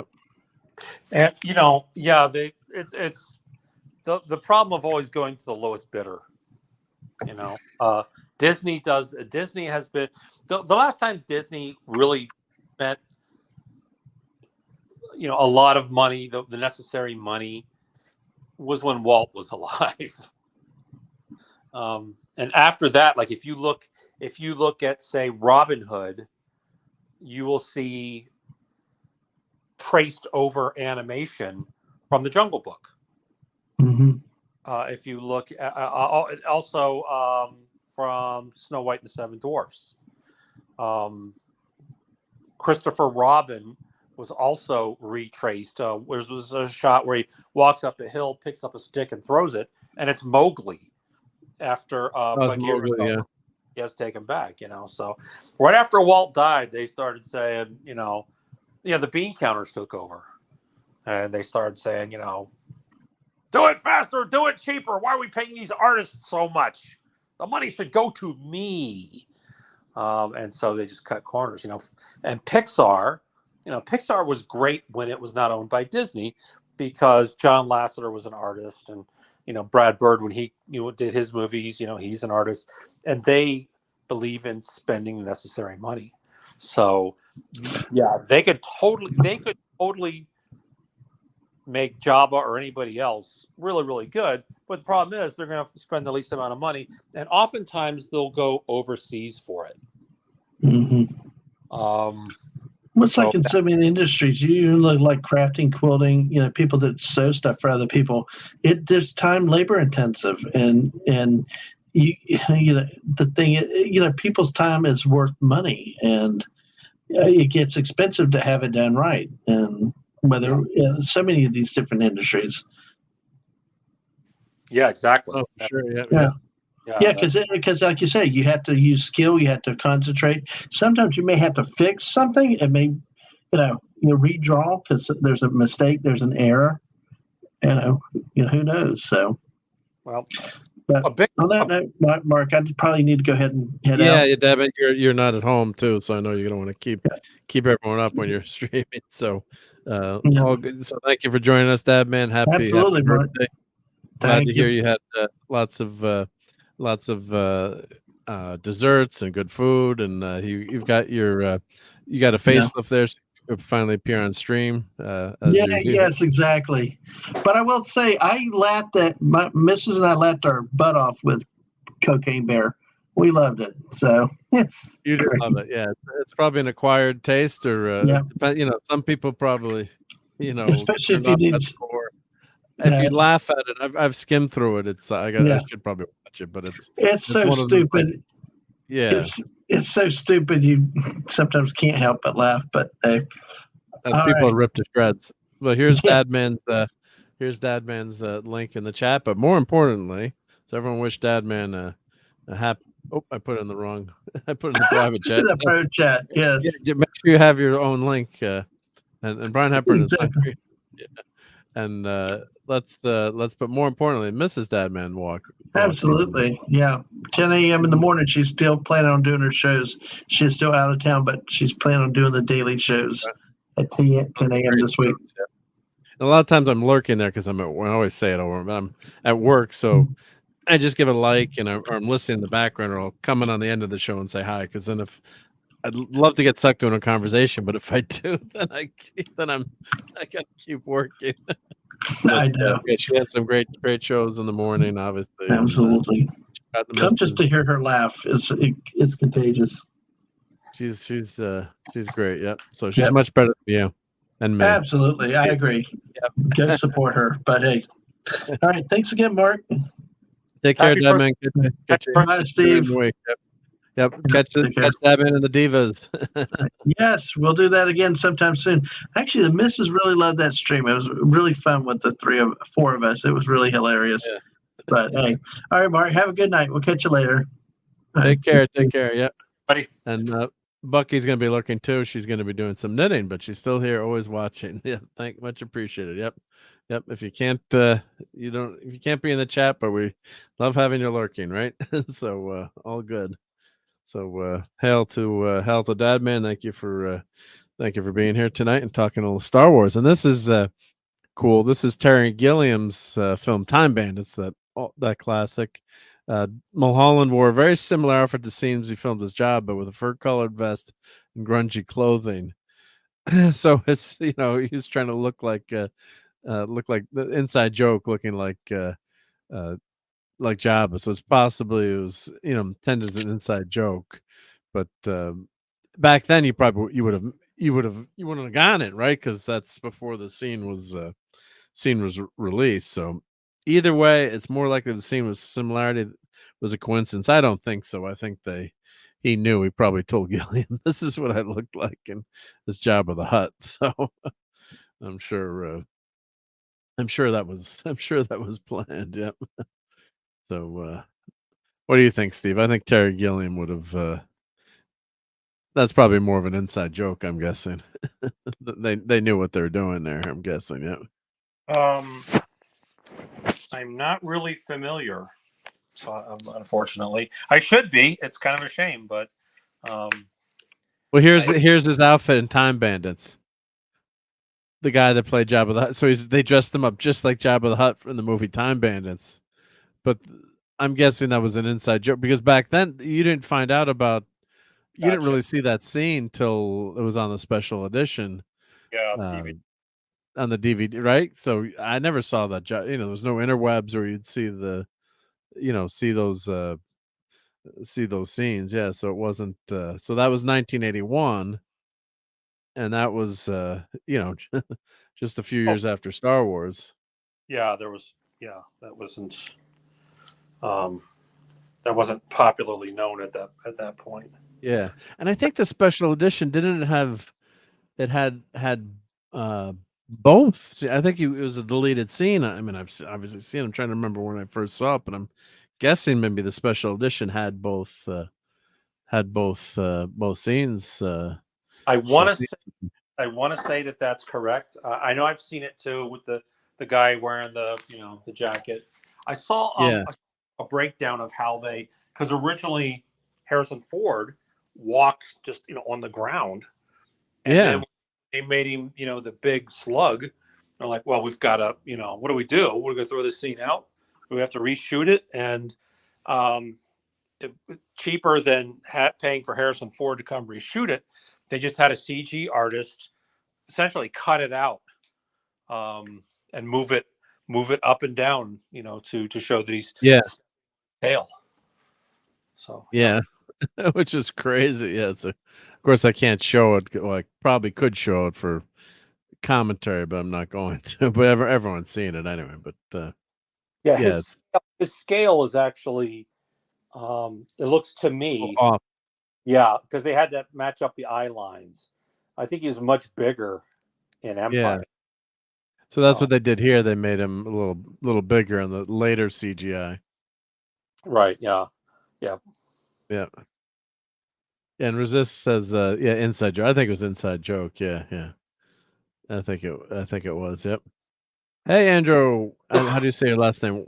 Wordna? And I apologize. And he's got a great Death Star logo there.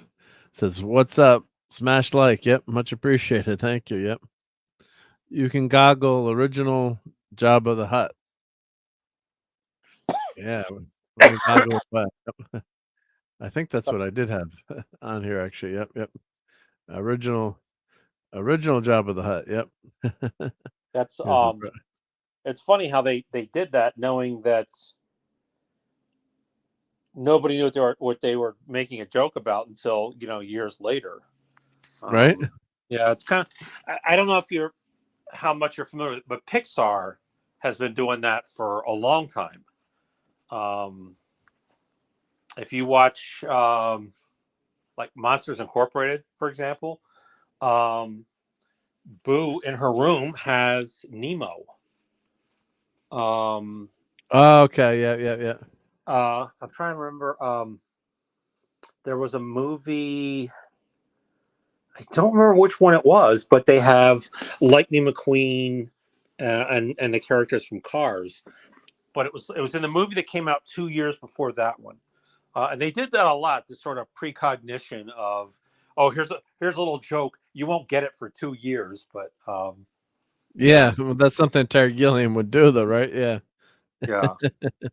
Right. Well, I don't really know Terry Gilliam that well, but it definitely seems that way. Yeah.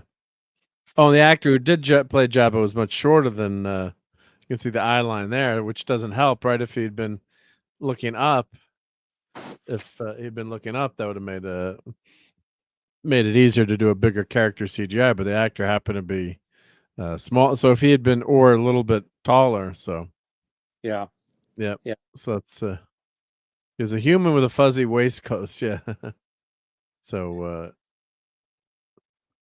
yeah, we already knew what happened with Han with Greedo. Yep. Right, Greedo shot first. Yep. So just kidding. Just kidding. Wow, this is a rare event. I'm the last member standing. Yeah. I don't know what happened to Clobber Times today. Hope everything's okay. Hope he's okay. Yep. Let me send him I don't watch TV, so I don't know. Was there like a storm down there, a hurricane or anything? Because power goes out in Baton Rouge if you sneeze too hard. That's true. I've heard. Yeah. So no, just normally he would send a message on the walkie-talkie or something and let us know something. Yeah. So let's see if he nope. I didn't see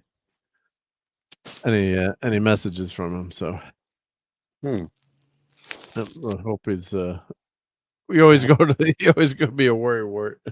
Go to the. It's like something could be something simple, but normally lets us know if he can't make it. But he hasn't posted anything on social since yesterday. And usually he posts, honored to be going on my good friend Marc D with a C.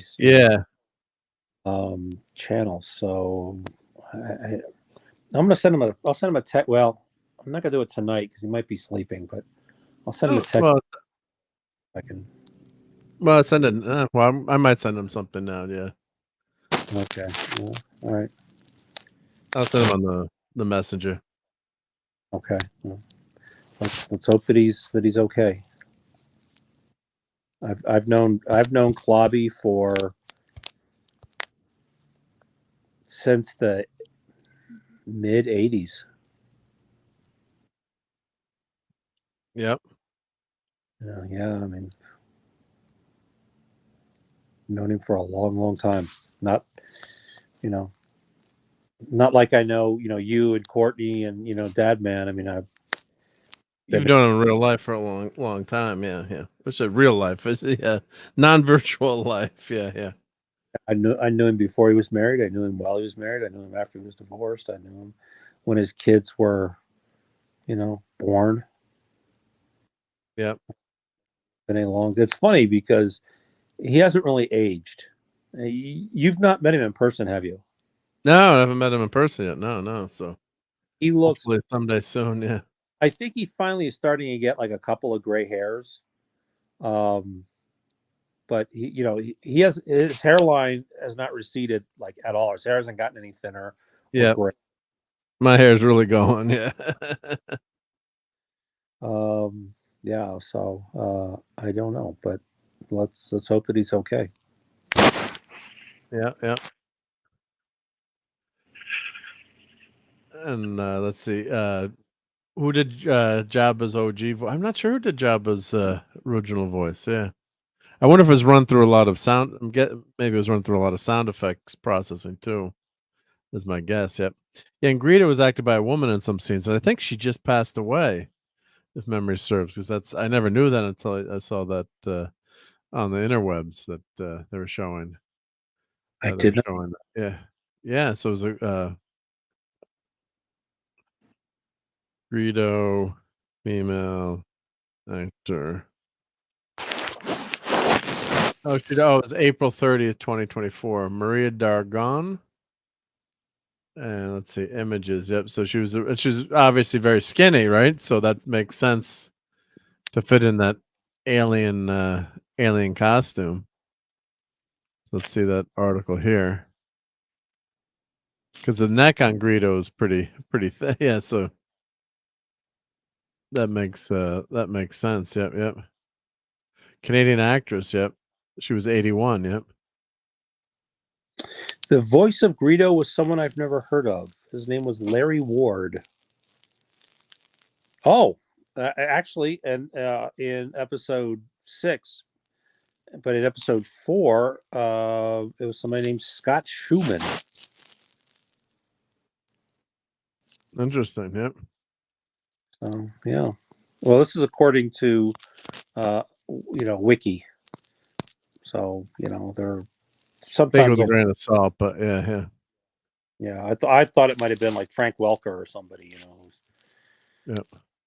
And that was a great costume with Greedo, right? Yeah. Oh, so Shadow Rolls Greedo in Los Angeles, California, after principal photography in London, UK was finished, and George Lucas was not happy with the way the original footage turned out. The character needed to seem more animated, and the close-ups of Greedo speaking, Maria donned the creature mask, creating the memorable face-to-face confrontation with Steve is back with Han Solo. Maria has expressed during many Q&A panels asked, "What do you think of Harrison Ford?" She would respond, "He kills me." The laugh. So I guess maybe they just redid the close-ups were just her with the It sounds like with the close-ups with her with the mask. Maybe that was interesting. Yeah. Yeah, Wow. they do a lot of things where they have to go back and do pickups, and the original actor wasn't available, or whatever. Yeah. I was just watching Twins the other day on YouTube, and there's a scene where Arnold and Dane DeVito are in the men's room, and every time they cut and cut back, there's this beer bottle that keeps jumping around from one hand. Oh yeah, just one to another, right? Yeah. And in my favorite movie, Casablanca, um, the music director didn't want to use what's the name of that song? You must, as time goes by. But they used it as a temp track while he was writing his stuff, and then Ingrid Bergman had to cut her hair for another movie she was in, so they couldn't actually go back and change it. So, a lot of times they have to just do Yeah, things. just go with it. Get another actor to play the part because the other person's not available for whatever reason. So maybe that's what happened. Hey, Jed's in the house. How's it going, Jed? Good to see you, buddy. Hey, Jed. Long time no see. And Putin's cat says Alec Baldwin. Yeah, thank God Alec Baldwin. No, she lived. Yeah. Alec Baldwin would have been in Han Solo. It would have ended much differently. Yep. Greedo really would have died. Yeah. I actually made that joke last week. Some people at work were going to a restaurant, a sushi place that I hate. And they said, "Hey, you want to come along?" And I said, "I'd rather shoot a movie with Alec Baldwin." Yeah. Right. God, that sucks. Yeah. Hope Yeah, that's not- Greedo had bleeps. Yep. But it's all in the costume. So who? Yeah, the in the cage. It was women that played the cage. The keepers and the pilot. Of course, you assume they were male actors, males. But maybe that's your brain work. But it was actually female actors playing those roles. Even as a child, I looked at them and said, "Hey, I think those are old ladies." Yeah, but I think it was supposed to be men, but played by ladies, so kind of give you that alien, Right. Well, alien look. I think Yeah, they wanted to go for very frail as well. frail too. Yeah, because they use their mental powers so that their physical bodies had sort of atrophied, or yeah, maybe we're overthinking it. Right. Yeah. So Green milk now. Yep. And Brian says, I don't think she acts with Ford, but I'm unsure now. Yeah, I wonder if she could have had no scenes with Harrison Ford's if this was done on pickups, right? That could have been done, just let's get some screen, let's just move your head around, or just, someone reads Harrison Ford's lines. yeah, And and that happens a lot. right? Well, if you have in the days of DVDs when they had DVD extras, a lot of times they would show that somebody else is reading, the lines because that other actor is, not on set, or Yeah. sometimes they're divas and they just want to be, if the camera's not on them, they want to be, in their trailer or something. Or sometimes they're just not available on that day, so they they'll do it like they'll do a close up of somebody doing the lines, or they'll do an over the shoulder shot where they'll get somebody that looks close enough. You've seen that a lot. Yeah. So yeah. Movie magic. Movie magic. Yeah. Yeah. So Guagnar's headed out. So good night to Guagnar. Thank you again for all your great great I was gonna say animations, but memes and great work with action figures. Much appreciated. Yep, very cool. Have a good night. Great week, and be good. Yep, and don't buy too many toys. Yeah. So Wow, that's rich coming from you. yeah, BS. Yeah. You have so Yeah. many toys crowding your house. It's actually increased the air pressure. Yeah, I gotta have it just does some crazy stuff. Well, actually, speaking of that, maybe we'll do a little bit of enabling, and then we'll have a short show tonight because everyone's got to get to work tomorrow. And I started late, and I know Steve, you can't stay too late, and Clobby's not here, so we showed this on one of his shows during the week, but this is a Rocketeer 1/12 figure. Let me put the link in the chat if anyone wants to pre-order this. I think I was showing this on his Wednesday wild card. And then he was trying to say, "Oh, I don't like the purple backpack," but actually, the original color is purple in the Rocketeer.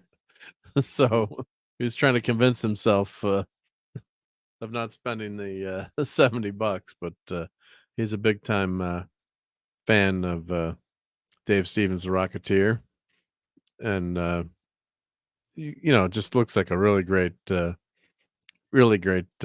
great action figure. Includes Butch the dog. Yep. I don't know. I'm liking that figure. It looks pretty darn good to me. You a Rocketeer fan or? I don't have any of the comics. I liked the movie except for the Frankenstein type guy was a little, unbelievable. I thought Terry O'Quinn as Howard Hughes though was brilliant. I mean that guy to me was Howard Hughes. I love that movie. Yeah, I gotta watch it again. Yep, it's been a while, so Yeah, that's a good movie to watch with the family again too. So yeah, I like period pieces. Who's the director?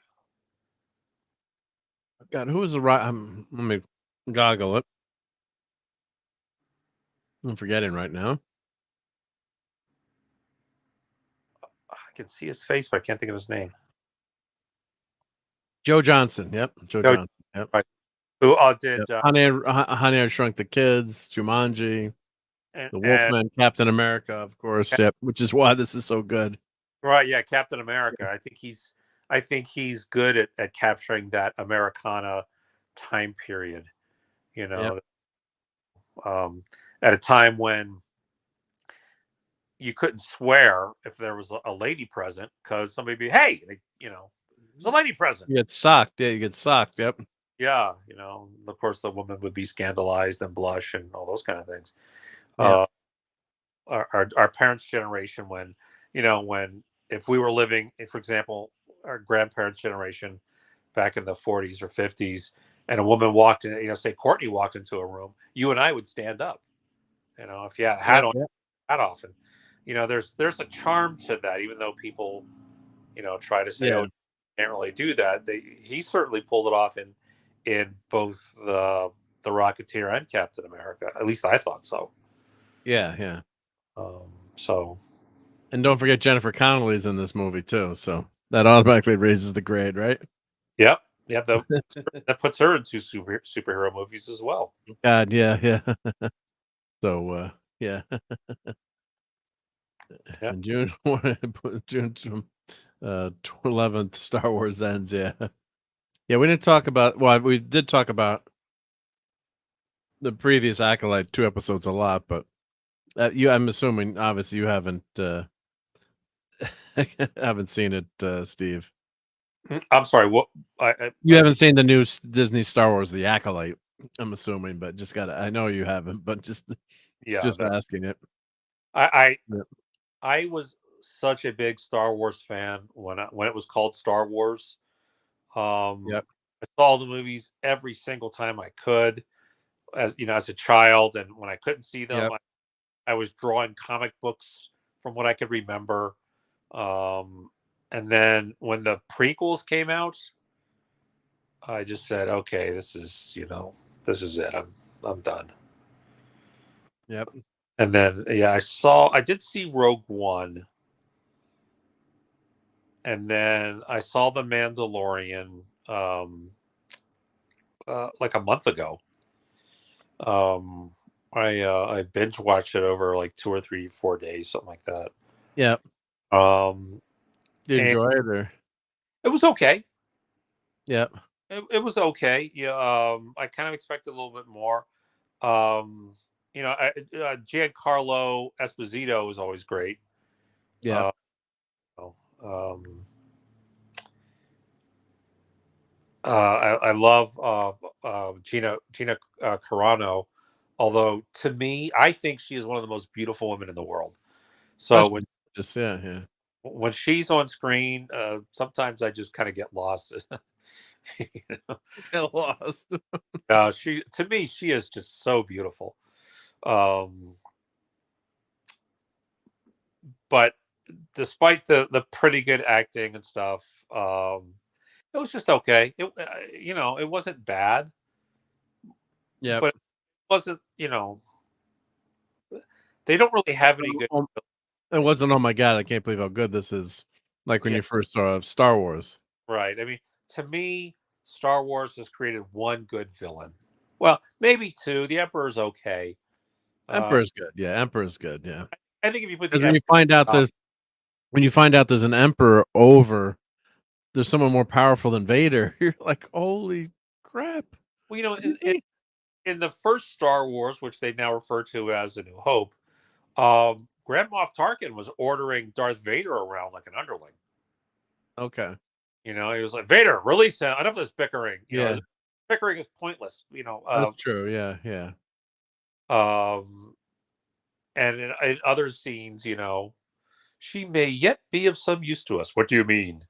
Or no, yeah.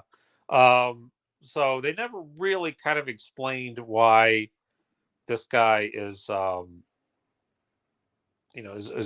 ordering Darth Vader around, but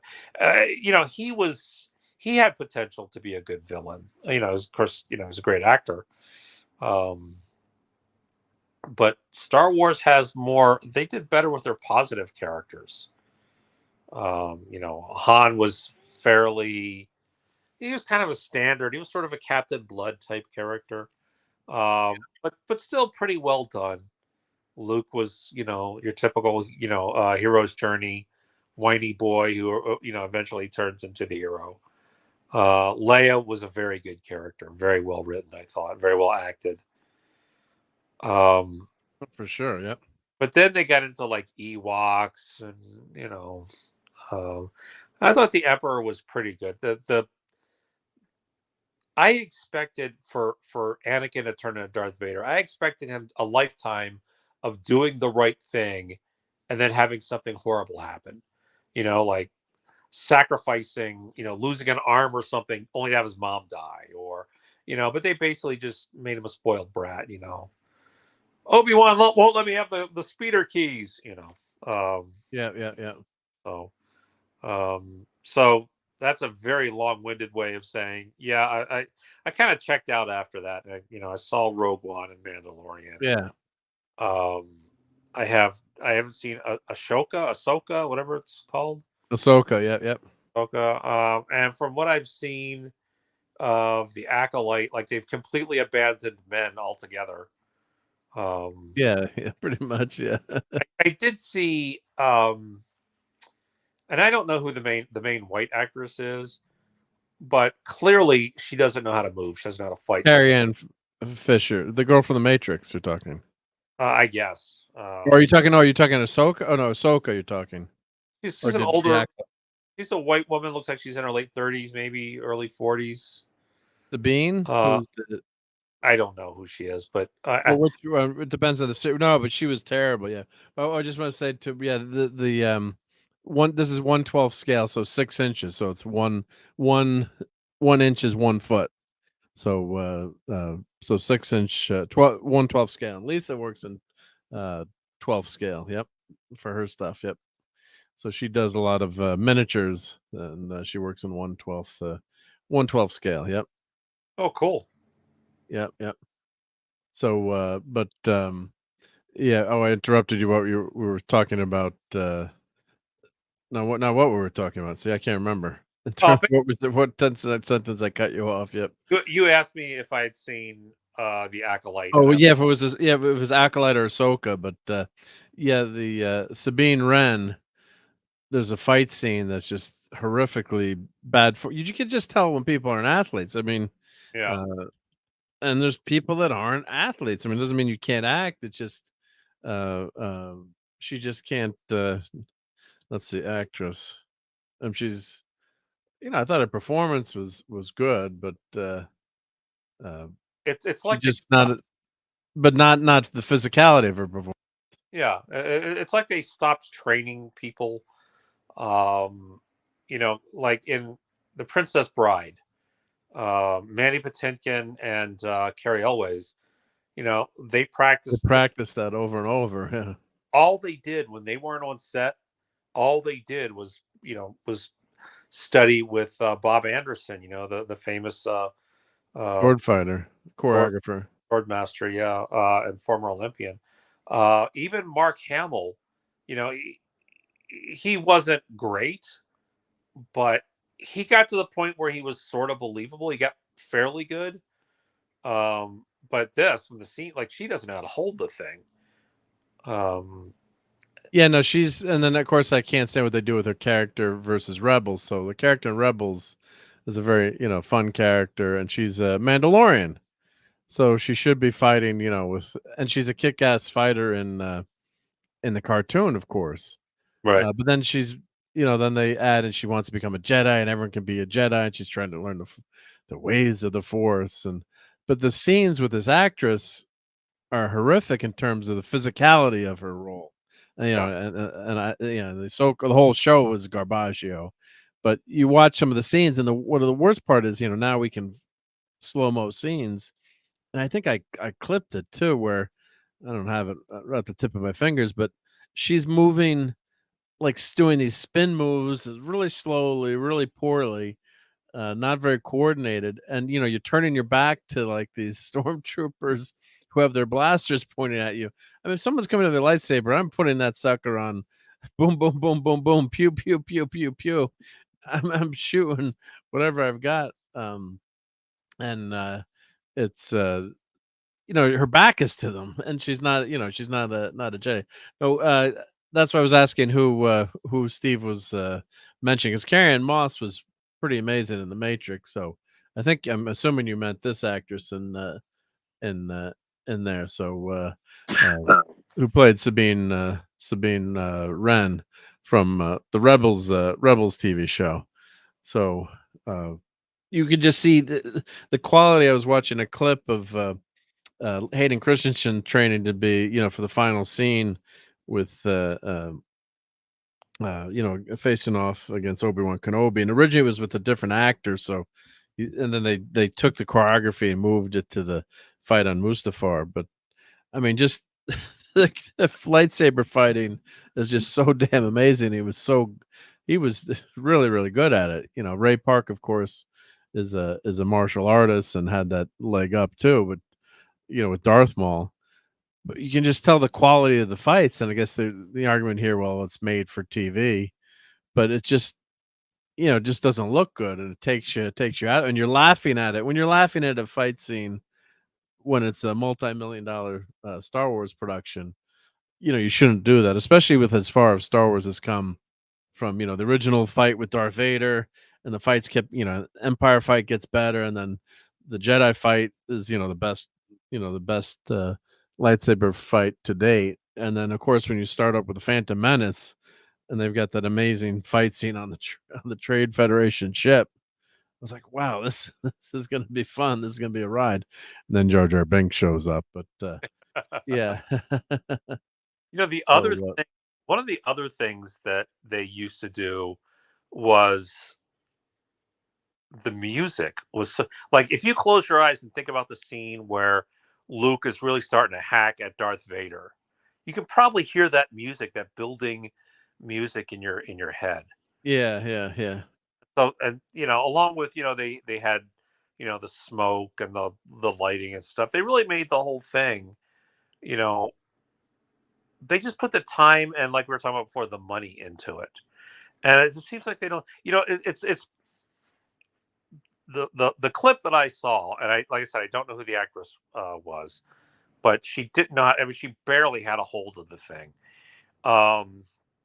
And it's the Iron Fist problem, where you got somebody who you like their acting, you meaning the director slash Yeah. casting director, and you think, oh, nobody will be able to tell, and yes, we can. That's You one of the can tell. Yeah. one of the two big problems with Iron Fist. One is they wrote him whiny instead of Yeah. like a wise man, and two, the guy could not fight. Yeah.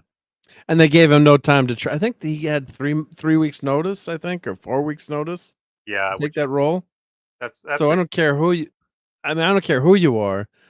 I mean, unless you're like a Ray Park or you're a martial artist. right. If you tell the average Joe actor, like say I'm an actor, right, and I've been working out, I'm in shape, but you say in 3 weeks you're playing the greatest martial artist or one of the greatest martial artists in the Marvel universe, Right. Iron Fist, and you got to take on this role. And what if they'd been smart?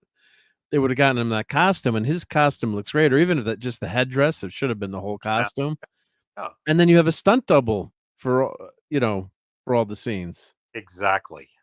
Right? That's what I've been saying since day one. It's and so coming back to the Star Wars thing from that, the same solution. You've seen the fan made segment where they redid the lightsaber fight in the Death Star, right? Obi-Wan That was amazing. yeah, they could have done. I mean, and there are seams, there are places where they took shots of Alec Guinness's head that clearly are lit differently. It's from when he was outside in the bright light, but still, it was a fan film. If they'd have done something like that, they could have fixed actually a lot of these problems. Yeah. But I think they just think that we're not sophisticated enough to be able to tell. Yeah. You heard me speak about John Davy ad nauseum. The second guy to play Captain Marvel in the '70s TV show Shazam. It's well known that when the producer changed and they fired Jackson Bostwick and they hired John Davy, and somebody said, won't the kids be able to tell? And the producer said, nah, the kids will never be able to tell the difference. I'm like, come on, completely different person, So anyway, but now they have the technology to do it, and they, the audiences are sophisticated now. We've seen so many great fight scenes from, The Matrix. Keanu Reeves is very talented with physical movement, with fighting. We've seen, UFC has become a normal thing.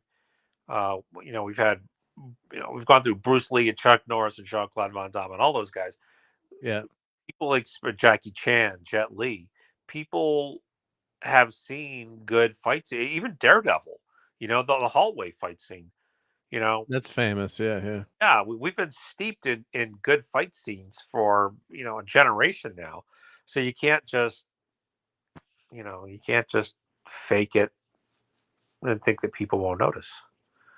Sorry, I'm long-winded when it comes to martial arts. No, well, yeah, well, I mean, and I don't expect every actor to, unless that's your thing. Tom Cruise goes 120%, and Sure, yeah, physicality too. So hero. it's but I mean, you can't expect someone to come in and do.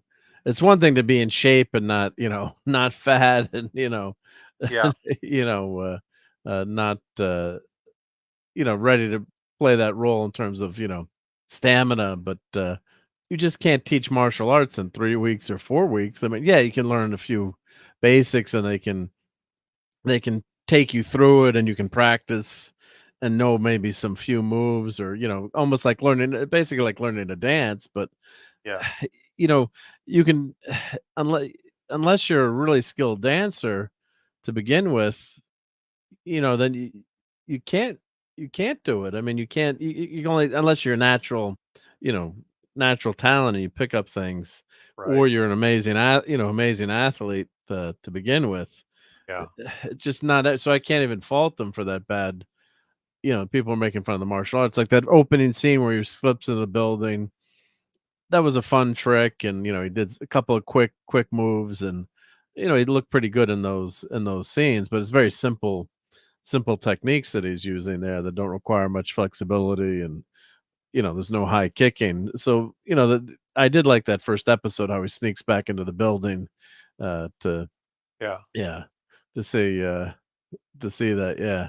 Well, they did So, scene where he's trying to avoid the bodyguards or whatever they are, and he's going through probably a dragon boat festival or something, and he mask out of the garbage and puts it on his face, and then it was a different guy, because he does a handspring into a doorway and then does what's we kung fu people would call a northern long fist technique on somebody. That was clearly a stunt man. They should have kept going with the stunt man thing. Yes, Bob Anderson. Yes, Max Redstone. Not only Star Wars, but also going back to Basil Rathbone in, I believe, in both The Mark of Zorro with Tyrone Power and Captain Blood. The guy was very, very old. He did most of the good sword fights that were ever choreographed, and he was in the Darth Vader costume during the sword fight or the lightsaber fight scenes. Yeah. Oh, somebody knows Wu Ping. Wow. Yeah. So it's just bad planning by the producers, I think, when you do something that, or put the person in the costume.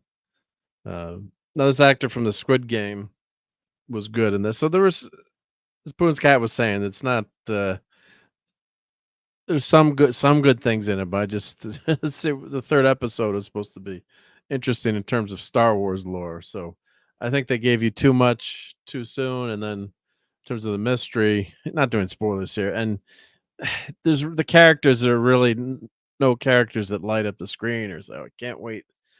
The lead actress, so all right, she's very cute, but it's not a compelling character like Darth Vader.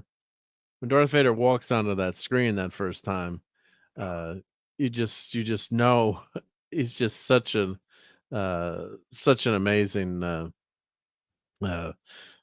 character, so well written. The presence there, it's just within a few seconds, you're like, just owns the screen. Yeah.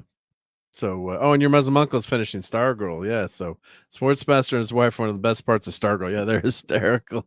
They're just great villains. And Clobbering Times. Yeah, he's a dude with a baseball bat in I know JLA comics. Yeah. So, yeah, Woods Catch. He is a great booty. Get me in trouble in the chat here. Yeah. But attack me with all your strength. Yeah, stupid. Yeah, that was cringe. That was just cringe line. And the campfires in space. Of course, if that was only screw up, I could forgive it. But the Carrie-Ann Moss character, of course, everyone knows at this point that she gets killed within 5 minutes. So that battle just doesn't make sense. How they didn't have her. It's okay if you take that character out to begin with, but the joke was, she knew she couldn't use a lightsaber because women can't get killed by lightsabers these days.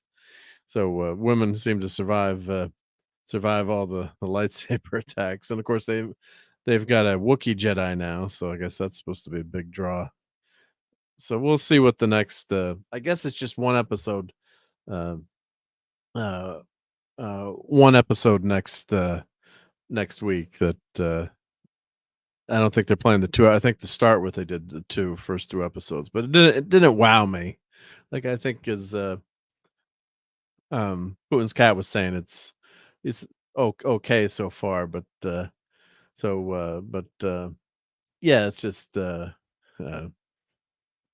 nothing really said, oh wow, I can't wait to see the next one. Of course I'll keep watching it, but I hope it's good, right? You want good stuff. You want someone who's telling a good story and good actors, and So we'll see what happens. But yeah, it's just been it didn't just wow me like when I saw Star Wars 77. So, and then of course fandom is divided now too, because we've had a lot of people not happy with the direction of Star Wars. So Luke has been sidelined and his whole character arc has been decimated. So I think that's part of the resentment too, even though this is a prequel, right? It's got nothing to do with Luke. It's set way before Luke. But knowing what happens in the future is just kind of wrecked Star Wars, unfortunately, for a lot of people. So when you idolize Luke as a kid and he's a hopeful character, then when the new stuff comes on and Luke disappears into the Force and he doesn't do anything in that first movie. You don't get the three actors together, which then tragically we learned, Carrie Fisher's death. That's the last time. Yeah. You could have seen those actors together. It's like, how do you not put them together in a scene at least? So Luke is the classic movie term is a MacGuffin, in that first movie, which is ridiculous. And then he's turned his back against the Force. He's lost all hope. It's not that the hope, there's no new hope anymore. It's just depressing. And then the last Jedi is an abomination of a movie. And then the third movie is just so bad you're laughing at it with all the effects and the horses on the ships. And then Palpatine comes back and he's got thousands and thousands of Star Destroyers. It looks like it's like, who's producing these Star Destroyers and who's crewing them?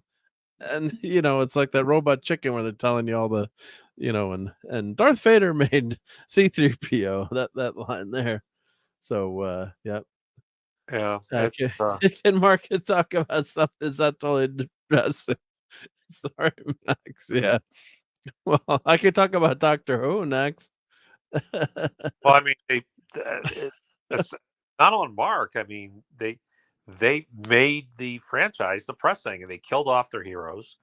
And not only they did worse than kill off. And I didn't even see the movie, but I've seen him. I've seen Mark Hamill talking about, how just for no reason they decided to make him an unsympathetic, unlikable character. You can't do that with somebody who, is the hero of a generation or two of nerds. Yeah. Like, oh, let's be edgy. Let's kill somebody. Let's make him, it's just stupid. You can't do it just to do it. That's what almost killed Disney back in the, with the black bust in the 80s. Yeah. Yeah. And then actually they almost did that with Toy Story too, because they kept the notes that Pixar kept getting from Disney was, from Jeffrey Katzenberg, were make it darker, make it edgier, make it more adult. Yeah. And then when they did the final screening, and he said, "Oh, these characters are completely unlikable. What happened?" And yeah. One of the assistants turned over and bravely said, "Sir, we happened." And then to his credit, he said, "Go back and redo it the way you guys have originally done it." And that's what's going on. What has been going on with with the Star Wars stuff. Mandalorian was almost Star Wars. In my opinion, of course, there was some good stuff in that. Yeah. There was some good stuff. Yeah, but Max, if you show up here, I'm gonna make you eat clam pizza first. So that's my self-defense. Yeah. I'm gonna come to find you. Now, Max, is that logical?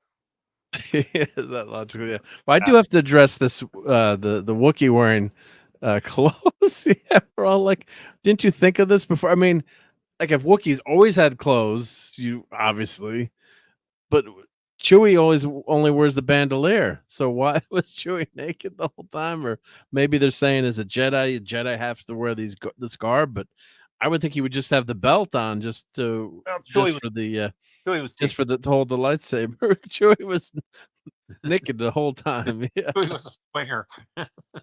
Yeah. All the rest of them were dressed. Well, why don't we show some Cool stuff now. Yeah, all of them are dressed. Yeah, Chewie's the nudist. Yeah, but that's what that kind of stuff is. That's a great point to bring out. So, so this is on back order. This is 450 smack rolls, and I did show this before. This is Barad-dûr from obviously Lord of the Rings, and you can buy this piece and put it in your house. And I'm not sure what the WAF is on this, and WAF for all of you out there collectors is a wife acceptance factor. So I think this is a WAF of like a 1 maybe, but and there's our hobbitses there, disguised as Merry and Pippin and Samwise. Yeah, so this is Frodo. Look how big this freaking thing is. Because I wanted to show this first to segue. So there's some of these amazing figures, and Lego has gone adult now too. So the Lego has been doing very, very well, obviously. So all these smart buying all this IP, and I mean just the amazing these amazing this is for adults. They're not for they're calling them Lego icons. It's not for kids. I mean, Artemis launch system I think that radio really works. Lamborghini Countach 500 Quattravalle. Oh, and I did just see that at the car show. If you watch my video, I had that on there. You've got let's see who else. We've got Concorde, Pac-Man. I think this really it doesn't work, but you crank it plays the scene. Natural History, Titanic, $700 for that. Could Leonardo DiCaprio? Okay, I guess Leo could afford it, but yeah, Rivendell, $500. Look at the prices on these. I mean, Medieval Town Square, the Eiffel Tower. I think that's the tallest set. $630 for the Eiffel Tower. And I don't know how much of this is IP versus the cost of plastic. The Orthocopper, that's cool. $150. McLaren Art and Sienna, the tragically killed race car driver, amazing race car driver. Watch his biography on, I think it was on Netflix. Yeah, we're gonna get out of here. We'll get out of here now, Steve. We'll just do this and one more quick story, and then we'll make our way. Look at this Atari car. Oh, $191. You can buy the Atari now, a real Atari for cheaper, but that's pretty cool. Camaro, Space Shuttle, Optimus Prime, but none of these are cheap. $100. I mean, so just some wild Ghostbusters, $239. Back to the Future, Time Museum. I mean, God, I would love to have like I have the small version. Now this is the big version. I don't know what this line means. Is it selling out or something? I don't know what that means. It looks like it's different sizing, but I wanted to show that, and then Steve has got to roll, and we'll get on out of here. But this is from SF Gate, and thieves have been hitting Lego stores. And they're targeting big box retailers and small businesses alike, making off with tons of Lego bricks for a thriving black market. So these back in the day, these sets were like you buy a Lego set, they're like $30, $40, something cheap. And the fun thing is I just got my brother-in-law's Lego set. Here, I'll show it. With the camera on. Let's go to camera settings here.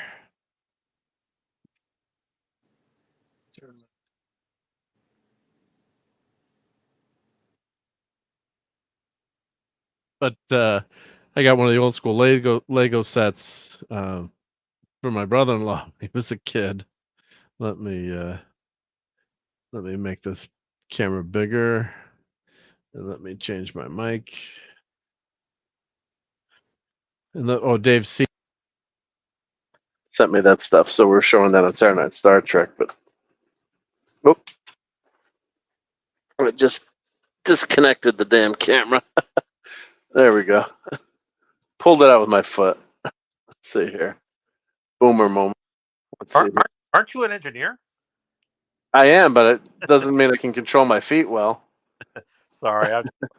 No, it's a good point. Yep, there we go. like here's an old school Lego set that my brother-in-law it was at Grammy's house, as we his mom's house. So this is let me back up here. Let me turn that. I go back, young man. Oh, sorry about the camera work. Turn the light up a little bit more here. But this was a classic old school building project for all ages, building toy. And there was no themes to it. And this set was in Child World for $9.97, $9.67. I think if you can read that. What is that? $9, right? Give or take. I'm on a cell phone, so it looks like Yeah. nine something. Yeah. Something. What's 20 cents among friends? Right. So so you can see, it's just a generic set. You go and buy the set. You could make a train there. Here are a few things you can build with this set. When you're here, when you have built one thing, you can play with it or take it apart and build the next. You can get a million more ideas as you get going. And as your Lego collection grows, the possibilities grow even faster. There is no limit. So this is before Lego had any of the, the cool IP that they bought, which was brilliant. So it was just, there was no competition. Of course, they had a patent, and yeah, you could just build, just generic, but fun stuff, right? And this was $10. Yeah. So now fast forward to the future. I think I'm losing some bricks in here too. I guess usually there was like a plastic tray. Yeah, they lost the past. Oh, all these pieces are falling out. So I'm playing with this.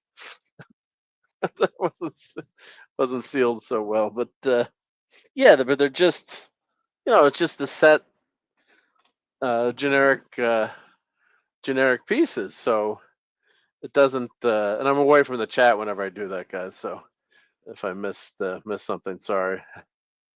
But let me get my regular mic back on. But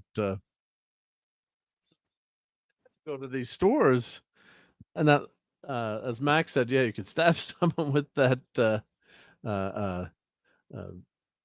set there. Yeah, there's $700, some of them. So they're saying smash and grab thefts done en masse by flash mobs, overall retail employees have dominated the news, with thieves grabbing pricey items. Yep. But an eye-opening string of thefts has fallen somewhat under the radar in Southern California. Some smaller specialized crews have quietly, this is not me, and systematically been targeting a series of retailers from Whittier to Irvine, making off with familiar toys that have been coveted goods, Lego bricks. So let me share the screen again because I lost the screen. Mark, I'm gonna have to cut out. You got to. No, I'm sorry about that. Yeah. You head on out. I'll finish the story. Have a good night, buddy.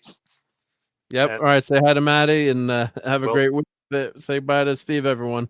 Let's play your outro then. Yep. Yep. Be good. Be good. Thanks, Steve. Yep. Take care.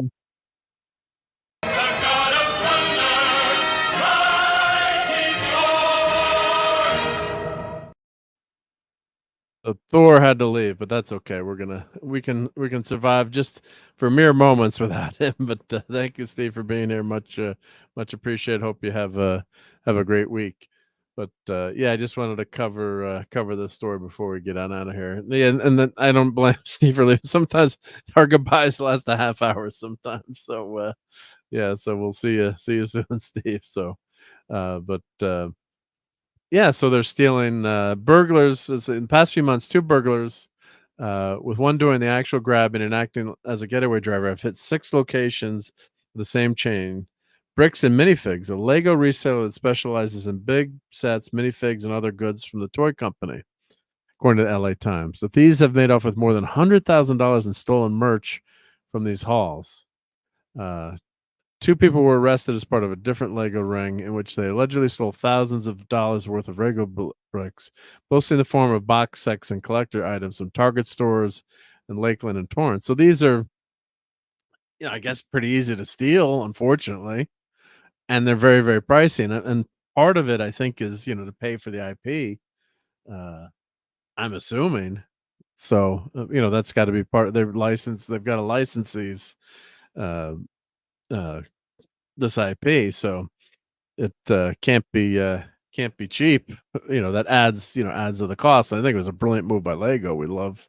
I love building these things. I do have some Star Wars sets, but so to the average consumers, toys might seem like an unusual thing to target, but Lego minifigures and sets can go for hundreds of thousands of dollars. Well, hundreds or thousands, not hundreds of thousands, yeah, or thousands of dollars. Well, the secondary market for Lego sets isn't exactly new. These newer retail thefts seem to have a different flavor to them. Reddit user Mescat, a moderator of this 1.6 million strong online fan community, told SF Gate. 20 years ago, the biggest concern when buying a Lego from a third party online was that someone might be lying about the condition of the spare parts you were buying. Today, I worry that every good deal I find might be supporting a crime ring somewhere. Retail theft has always been a common, but it wasn't something we worried about at the fan level. A confluence of factors, including the surge in popularity of the Lego brand among young adults, has contributed to a thriving black market in recent years, one that seems to spur people to steal Lego en masse from big box stores and mom and pops alike. So now these toys are marketed towards geeks and nerds like us, and there's Lego became especially popular during the early vid-19 lockdowns, and again in 2021 when the company launched its Adults Welcome marketing campaign targeting older fans. Well, you guys have all seen my room, so I'm one of those. I'm one of those that would have been buying Legos anyway, but they got smart and they have these fancy sets, and if you're stuck at home, it's like I have a lot of friends that love puzzles, right? So it's like doing a puzzle, right? So So, and as San Lee says, he stopped buying from eBay due to the hot merch, unless it's reputable sellers. Whenever I buy from eBay, I always try to find someone who's got like over 1,000 sales, or you read the reviews. If it's a person that has 1 or 2 sales, you can buy from established stores there. Yep. So Lego still makes sets for kids, but now they make more complex sets focus on display rather than playability for adults. So contrast that with that other set that I was showing here. This is just the set just to make whatever you wanted, right? There's no IP there. So so there's I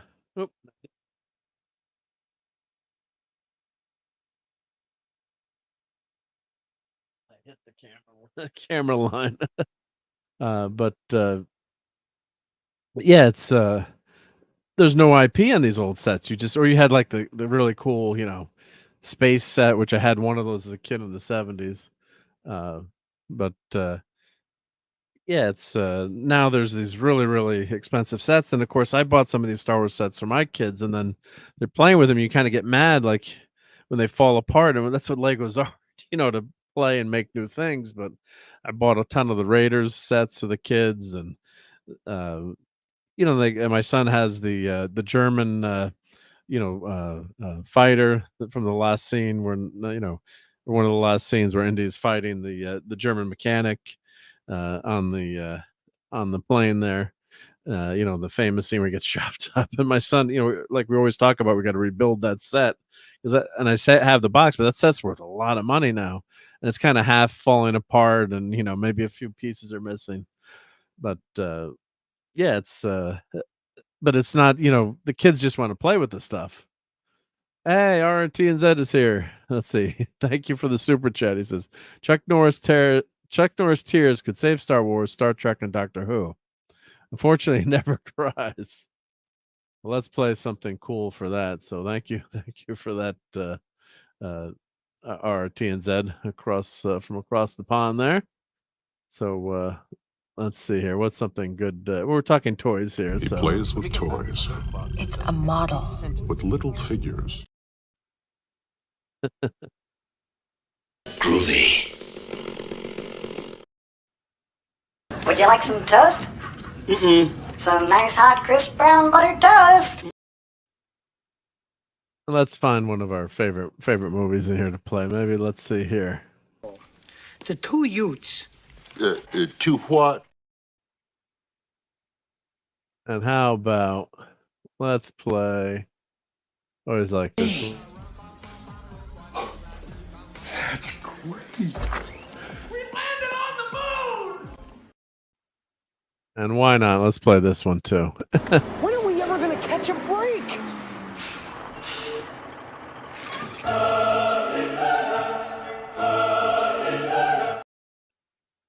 I don't know, but maybe someday we will. I'll catch a break. Yep. So thank you very much for that super chat, RRTNZ. Hope you're doing great. Yep. And let's see here. Yeah, so this with the rise in popularity that came more and wanted attention, it seems, in the past few years, Lego thefts have skyrocketed. Lego products are easy to resell and hard to trace when stolen. It helps that Lego products, from minifigs to Star Wars box sets, tend to hold their value, right?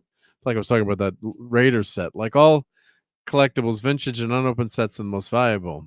For instance, a pristine monorail airport shuttle set manufactured in the 90s can fetch nearly $4,000. The used set averages around 600. Yep.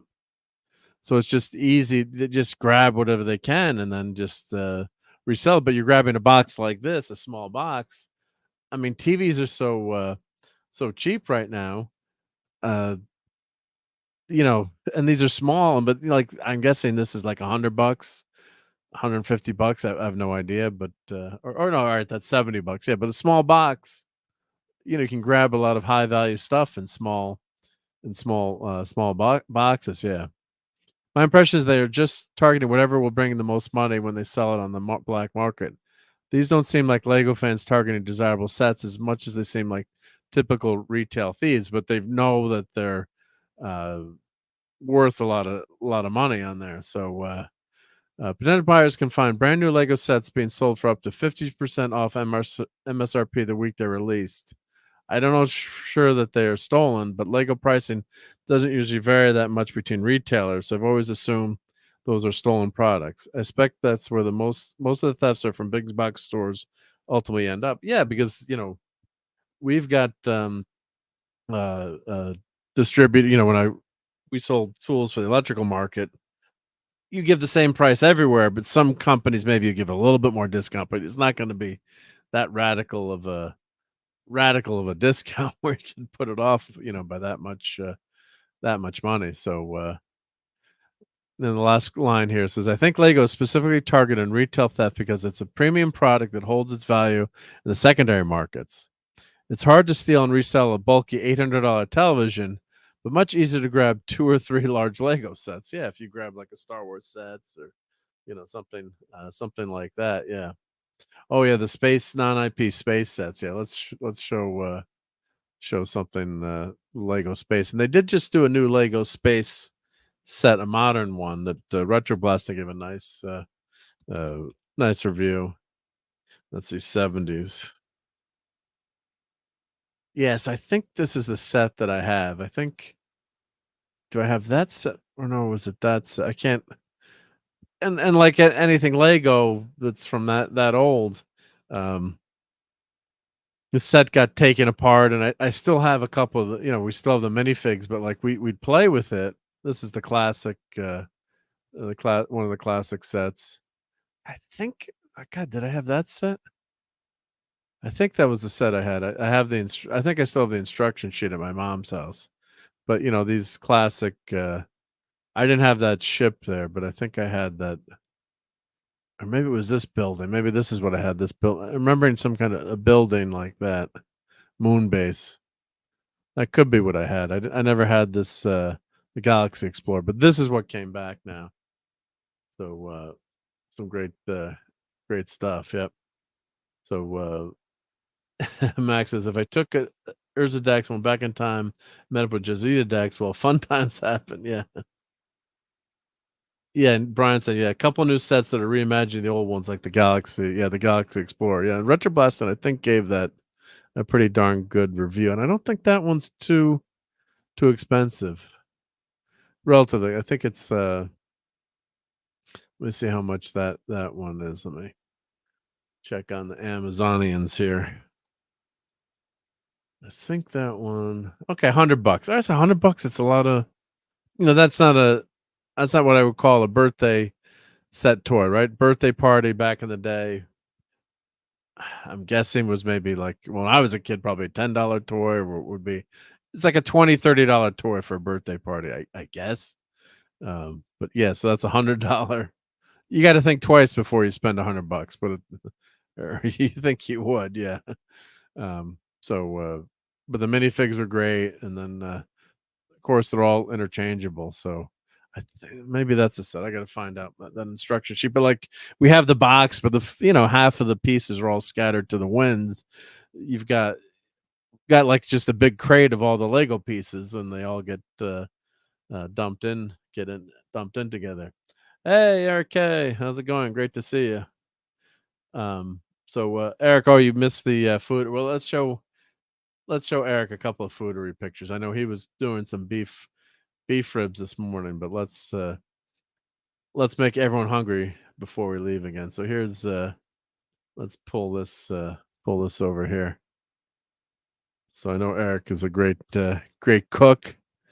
So Eric, this was I did pizza. We'll flip through quick. So I did some pizza over the weekend, and I apologize for the green stuff. That was the ladies wanted this green stuff on their pizza.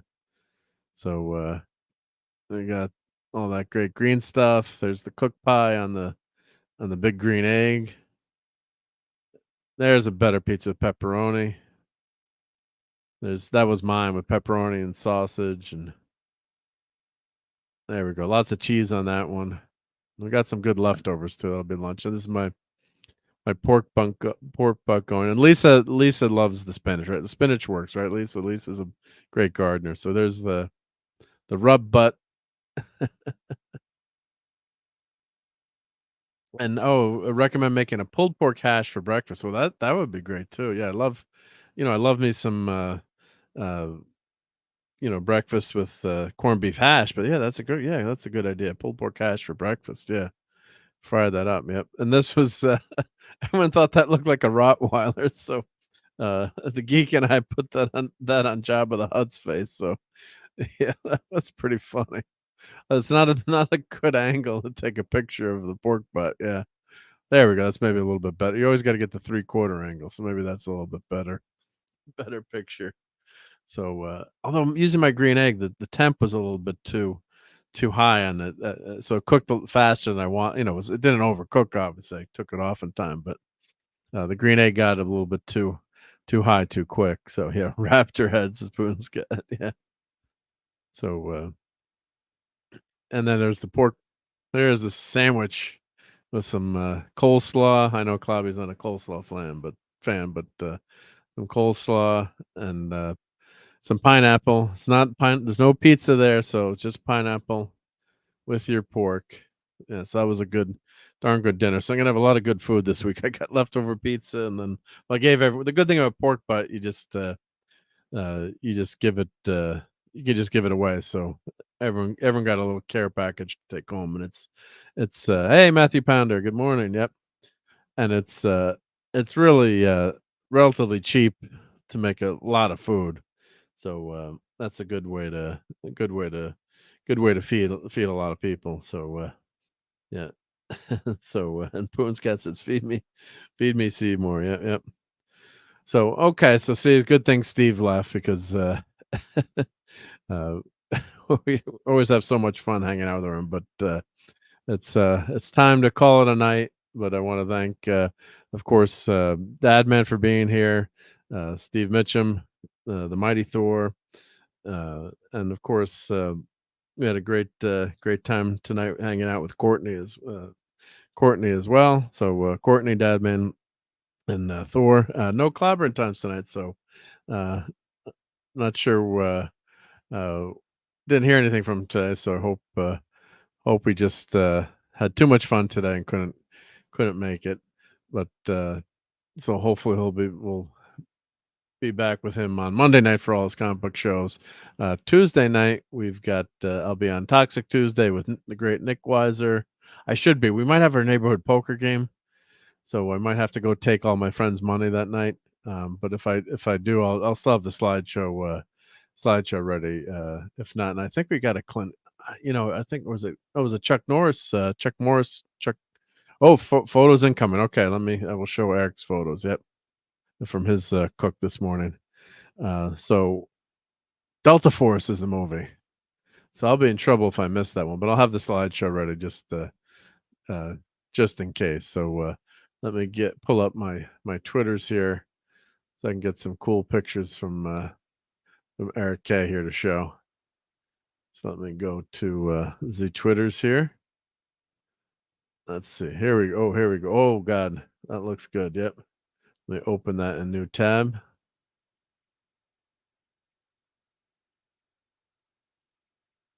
Open image and new tab. So the trick is, open image and new. If you do open image and new tab, then it comes out embiggened. Open this. Ooh, that last one. Ooh. Yeah, there's nothing better, I gotta say, than beef ribs. I mean, yeah, just beef ribs are phenomenal. So if you like beef ribs, I remember going to the store. My brother-in-law were buying pork ribs, and we see the rack of beef ribs. And you're like, oh my God, these look good. Yeah. So yeah, that looks great. So let's show those. Let me share my screen here. So this is coming out of the smoker. So Eric, what kind of smoker do you have? Do you have one of the pellet? I can't remember now. Is it a pellet smoker or a green egg or Traeger or something? Doesn't really matter, I guess, in the long run.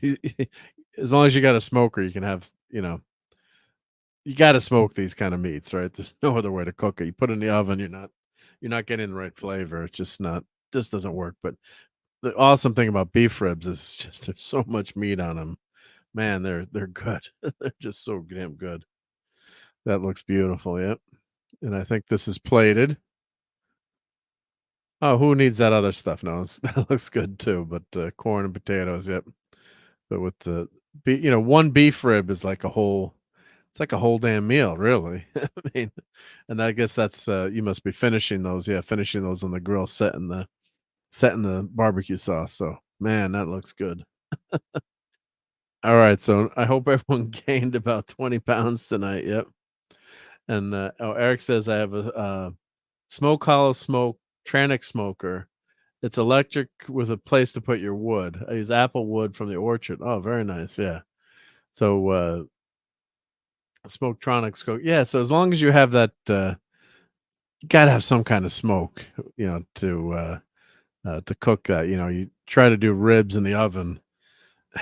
You just can't replicate it. I mean, there's no way to do it. Now I do have a smoking pan that I can cook inside during the winter if I just want to cook like some fish or a few things, and it's actually dual walled pan, and you can put the smoke chips underneath. They're fine smoke chips the wood chips. They're grated, or chopped up really small. You put that on the pan, and then you put some water if you want underneath, or you don't have to. And you put your meat in this pan, so it does give you a smoke flavor inside on the stovetop, but it's nothing like you can get with smoking. So yeah, so you've got these great smokers, and you can do all kinds. So I'm looking at Eric K's one. Yeah, so you could do dehydrated foods and cheeses, and yeah, it's pretty flexible with what you can do in there. So yeah, that looks looks really cool. And those are just nice. Those are convenient too. It's just yeah, it's nice to have. And it's easy too, right? With really tough to mine. I got to set the damn thing up, and I got the computer I got to set up with it, and it's just not an easy thing to do. So I'd love, I'm looking at that one. Like, I'd like to have a unit like that too. Of course, I know you're in California, so you probably don't. I don't know if you have that. You do that in the real out of the garage, or you guys don't have that much rain. Like last night I was doing this stuff, and it started smoke on my computer, which is like a $400 unit. Unfortunately, it wasn't supposed to rain. And sometimes, if I think it's going to rain, I'll put a plastic bag over the top. But I woke up this morning, I'm hearing the rain. I'm like, oh God, my computer for my big green egg. It's like a little mini computer, and it it's just not something you want to see. So yeah, I can imagine. Yeah. So but it's just a lot of fun, a fun hobby, and then everyone had fun with it today too. So it's nice to be able to barbecue and cook. And here's here's how it looks when you're cooking it in the oven. Let me show. Here's a video of that's what it looks like when you're cooking. So yep. And yeah, great to meet you. Resist the woke. Great chat. Nice to meet you all. Thank you, Marc D for being a magnanimous host. Yeah, well, I hope you had a great time tonight, and glad you joined us for your Sunday night. And have a great rest of the week. Resist. Yep. I could eat 3 or 4 of those ribs in one sitting. Yep. Yeah. And buy an NVIDIA. Yeah, I need a new NVIDIA graphics card. I don't know if I could afford their stock. Yep. A tray above the wood, I put apple cider water to give the smoke some moisture. Ooh, that sounds good. Yep. That's nice. Oh, you have it on the deck. Yeah, that's great. Yeah, just you have it on the deck and then just boom. Just start your cook. So what's tough about it's not tough about the green egg, but it's just a little bit more work to get it, just get it set up. So it's nice to have something, electric like that where, yeah. So here's I lifted the lid on that one. You see the cooking the pizza. So how fast it goes. But yeah, it's a little bit of work, but then you feel good about it. But I would love to have one of those electric smokers and things like that you can concentrate on the cooking more and make it a little bit easier. But all right, now let's really get out of here for real this time. So let's play a thank you to channel members. I might be missing a few, so if I am, but hopefully not. But here's my thank you to channel members.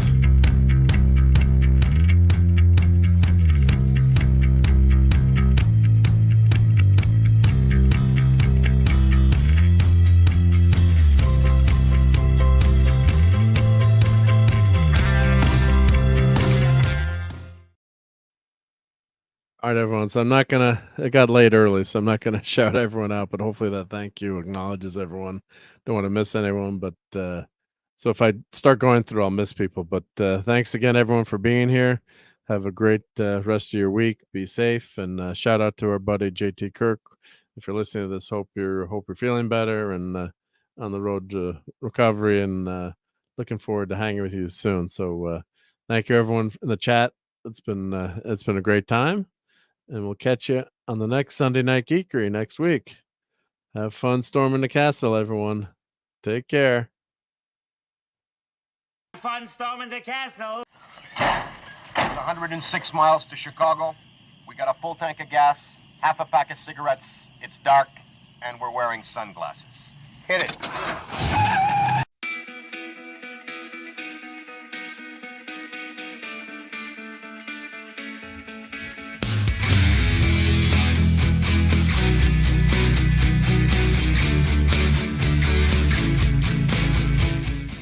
Still here? It's over. Go home.